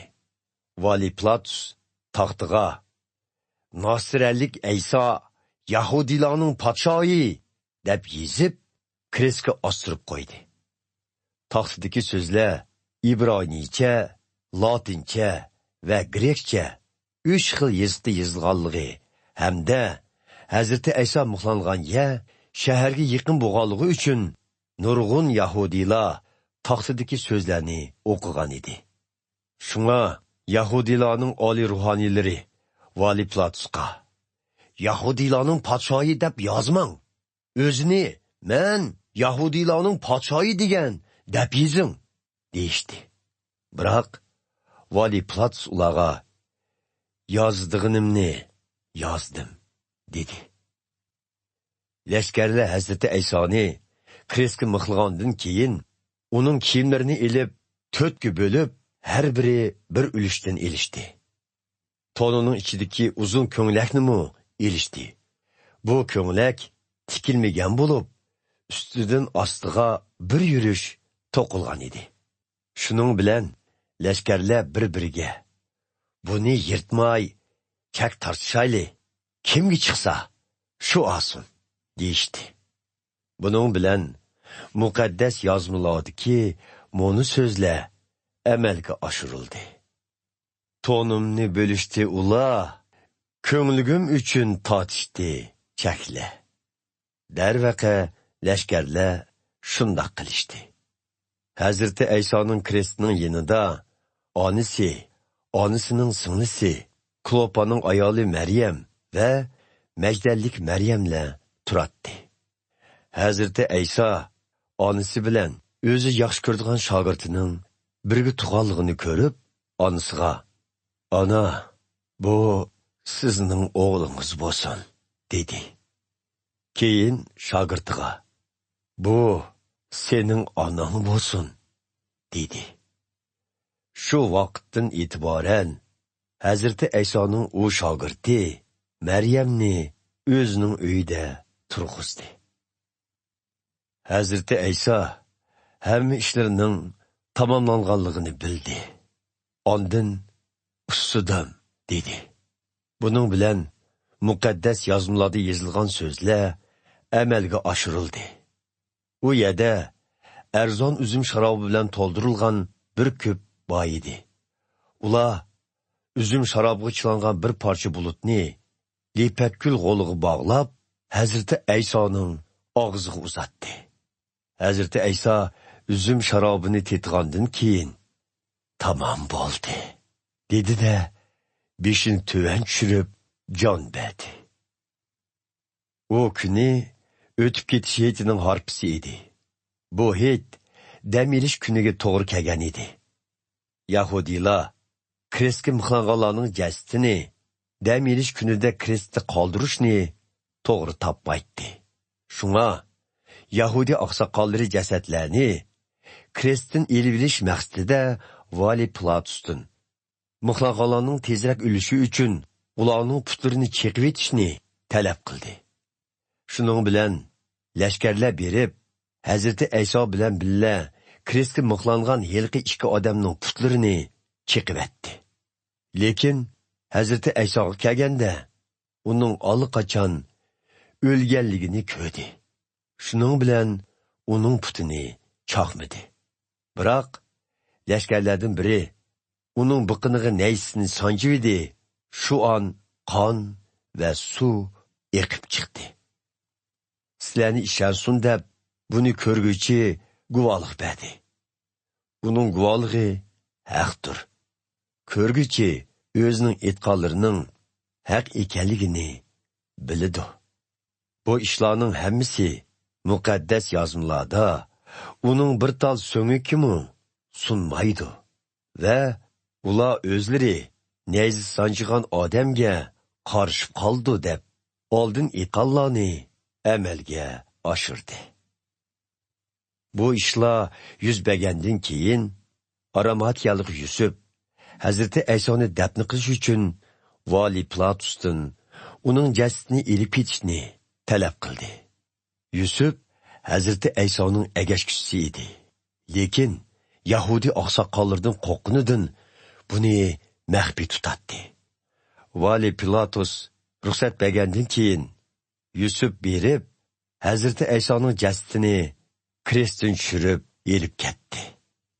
Burun bir kechasi Hazreti Aysoning yeniga kelgan Nikodimmi jasadga chochidigan sabri aralash murmakki degan dori darmondan 30 necha kilo elib Yusuf bilan birga keldi. Ikkilan Hazreti Aysoning jasadini Yahudilarning dafn qilish odati bo'yicha dori darmonlarni chechib, kendi raq bilan o'rab kepalladi.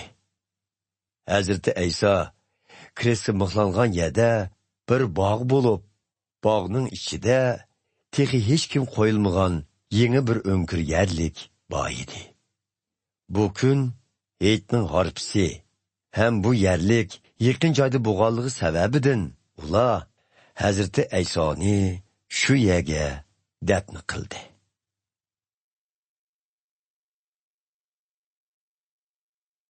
20 bob.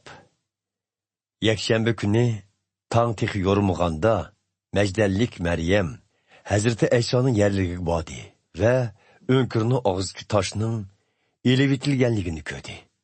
U yugurgan Petrus Simon Petrus va Hazreti Ayso yaxshi ko'rdigan heliqi shogirdning yeniga kelib, ularga Rabbimizni yerligidan elib etibdi. Qayerda qo'yganligini bilmadik, dedi. Petrus bilan heliqi shogird tashqariga chiqib yerlikka qarab yo'l oldi. Ikkilan birga yugurishib mangdi. Lekin heliqi shogird Petrusdan tez yugurib, yerlikka birinchi bo'lib yetib bordi. U engishib ichiga qarab, kandir kepanning u yerda yeyiqliq tuğanligini ko'rdi. Lekin ichkiriga kirmadi. Kaynidan Simon Petrus yetib kelib, yerlikka kirdi va u yerda yeyiqliq tuğan kepanni ko'rdi. Hazreti Aysoning beshiga chigilgan yog'liqni ko'rdi. Yog'liq kepan bilan bir yerda emas, balki ayrim yerda yugaklik turadi.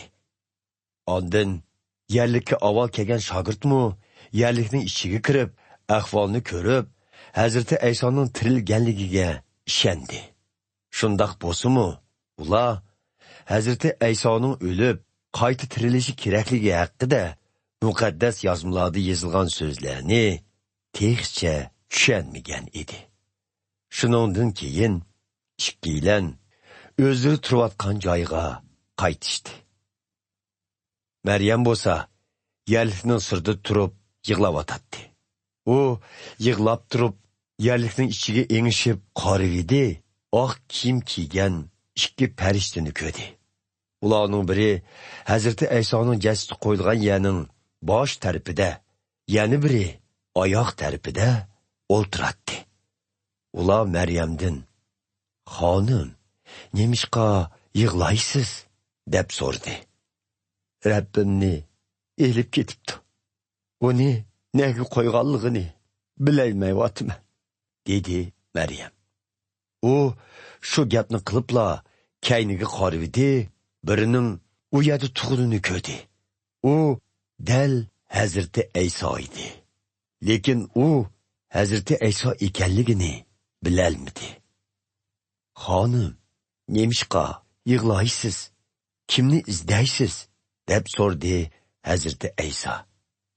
Maryam uni bog'van deb o'ylab, "Taqsir, agar uni siz yo'tkavatgan bo'lsangiz, qayerga qo'yganligingizni aytib bergaysiz, men uni elib kelsam", dedi.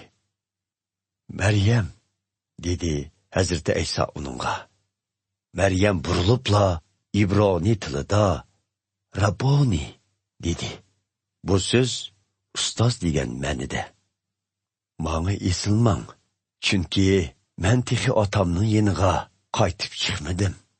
Berib, qarindoshlarimga ayting. Sizlarning otanglar bo'lgan otamning, ya'ni Xudoyinglar bo'lgan Xudoyimning yeniga qaytib chiqaman", dedi Hazreti Ayso.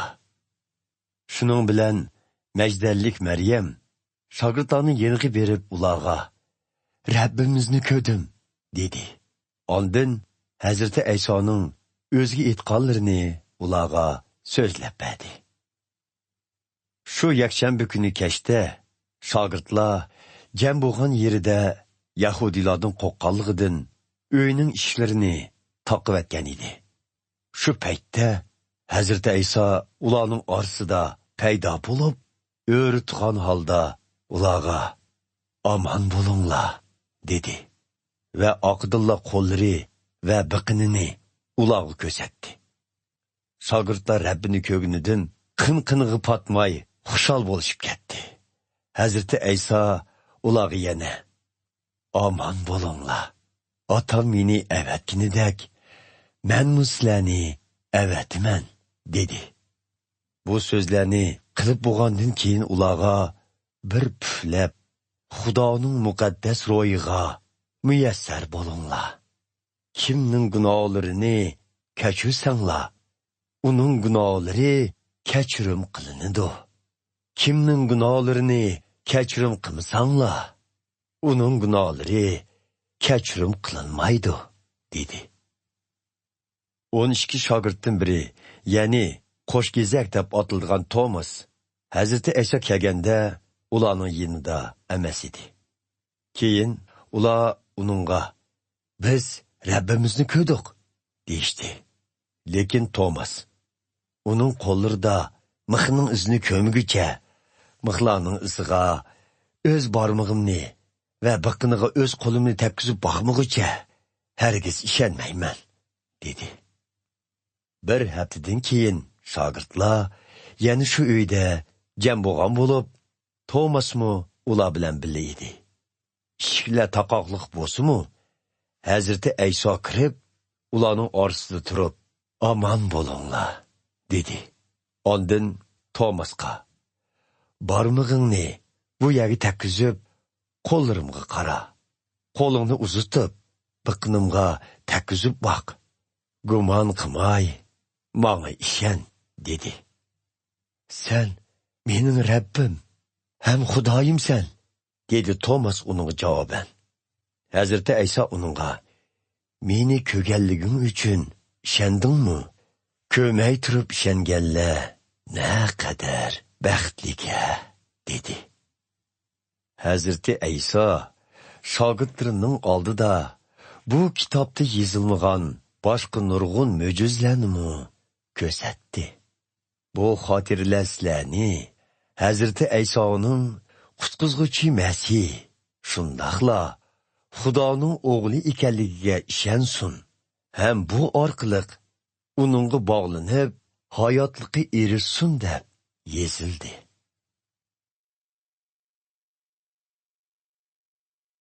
21 bob. Bu ishlardan keyin Hazreti Ayso Tiberiya ko'lining bo'yida shogirdlariga yana bir qitim ko'rindi. Bu qitimki ko'rinishining jarayoni mundoq bo'ldi.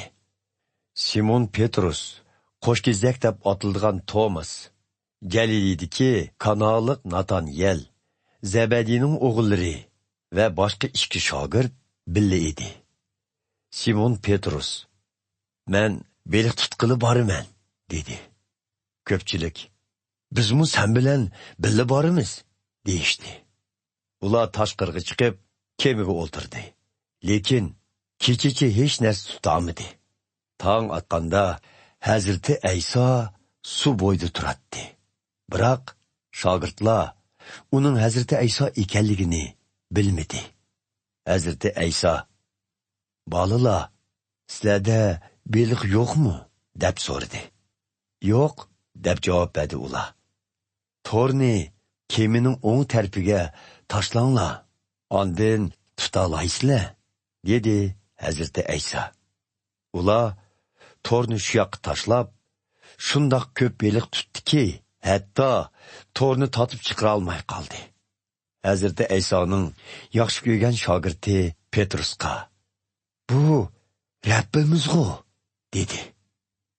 Simon Petrus uning Hazreti Ayso ekanligini anglab, selivatgan chopunini kiyib suv sakridi.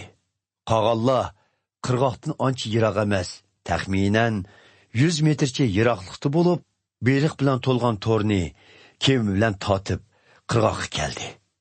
Ular qirg'oqqa chiqqanda, yog'och ko'mirdan yiqilgan ustida beliq bor gulxonni va nonni ko'rdi. Hazreti Ayso, "Endi tutgan belig'inglardan akilinglar", dedi. Simon Petrus kemaga chiqib, to'rni qirg'oqqa tatib chiqadi. To'r cho'ng beliqlar bilan to'lgan bo'lib, jami 153 beliq bor edi. Beliq shuncha ko'p bo'lsa-mu, to'r yirtilmagan edi. Hazreti Ayso, "Kelinglar, tomoq yenglar", dedi. Shogirdlarning ichida birarisimu uningdan, "Siz kim bo'lasiz?" deb so'rashqa petinolmadi. Chunki ular uning o'zlarining Rabbi ekanligini bildi. Hazreti Ayso non bilan beliqni akilib, ularga berdi. Mana bu Hazreti Aysoning o'lgandan keyin tirilib, shogirdlarga 3-chi qitimqi ko'rinishi edi.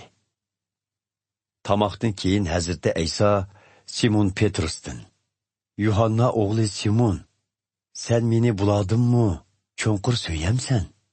deb so'radi. "Shundoq Rabbim, mening sizni so'ydiganligimni siz bilasiz", dedi Petrus.